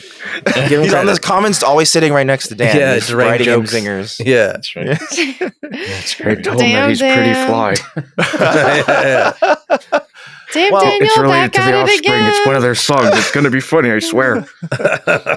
Well, it's a Data-centric episode. It's a very sad episode. Is it? We'll see. No, I love Data. Yeah. What happens to Data? Don't tell us. Don't tell us. Yeah, well, I won't tell you anything. But yeah, so we'll see that next time. Scott, thank you so fucking much for joining us. Yeah, like this was also a longer recording than usual. So thank you for all your time, Scott. Thank you, Scott. Thanks again for having me. Thank you. It's weird being both friends and then podcast listening. It's this weird combination of worlds where I'm like, oh yeah, I'm totally on the episode with everybody. I love this. And I'm like, oh yeah, it's Marvin and Sarah. It's pretty sweet. I can't stand listening to my own voice. So this makes it really hard. I think I'm a piece of shit. So no. If I happen to listen to our stuff back, it's always at 2 times speed. Oh, so we sound like chipmunks? Or no, we sound smarter. Yeah. Oh. We sound substantially smarter. Is my voice like 10 times higher? Like, I don't think it can get any higher. It just increases tempo, not pitch. Yeah, it repitches it. A lot of players repitch so that it doesn't sound higher. Yeah, because I can't stand my voice. You don't sound like Ray Romano. Yeah, I should also thank you for whatever you're doing to the audio, because when I told my friends to listen to the last episode I was on, they were like, "Wow, your voice sounds really good. You sounded like you got a really, really nice timbre to your voice." It's a professional microphone, I guess. That's all you. Perfect. To be fair, we gave Scott a pretty cheap ass mic, so that's just his voice. Yeah, man. Scott has a brilliant voice. Hey. Sometimes a good voice can save any mic.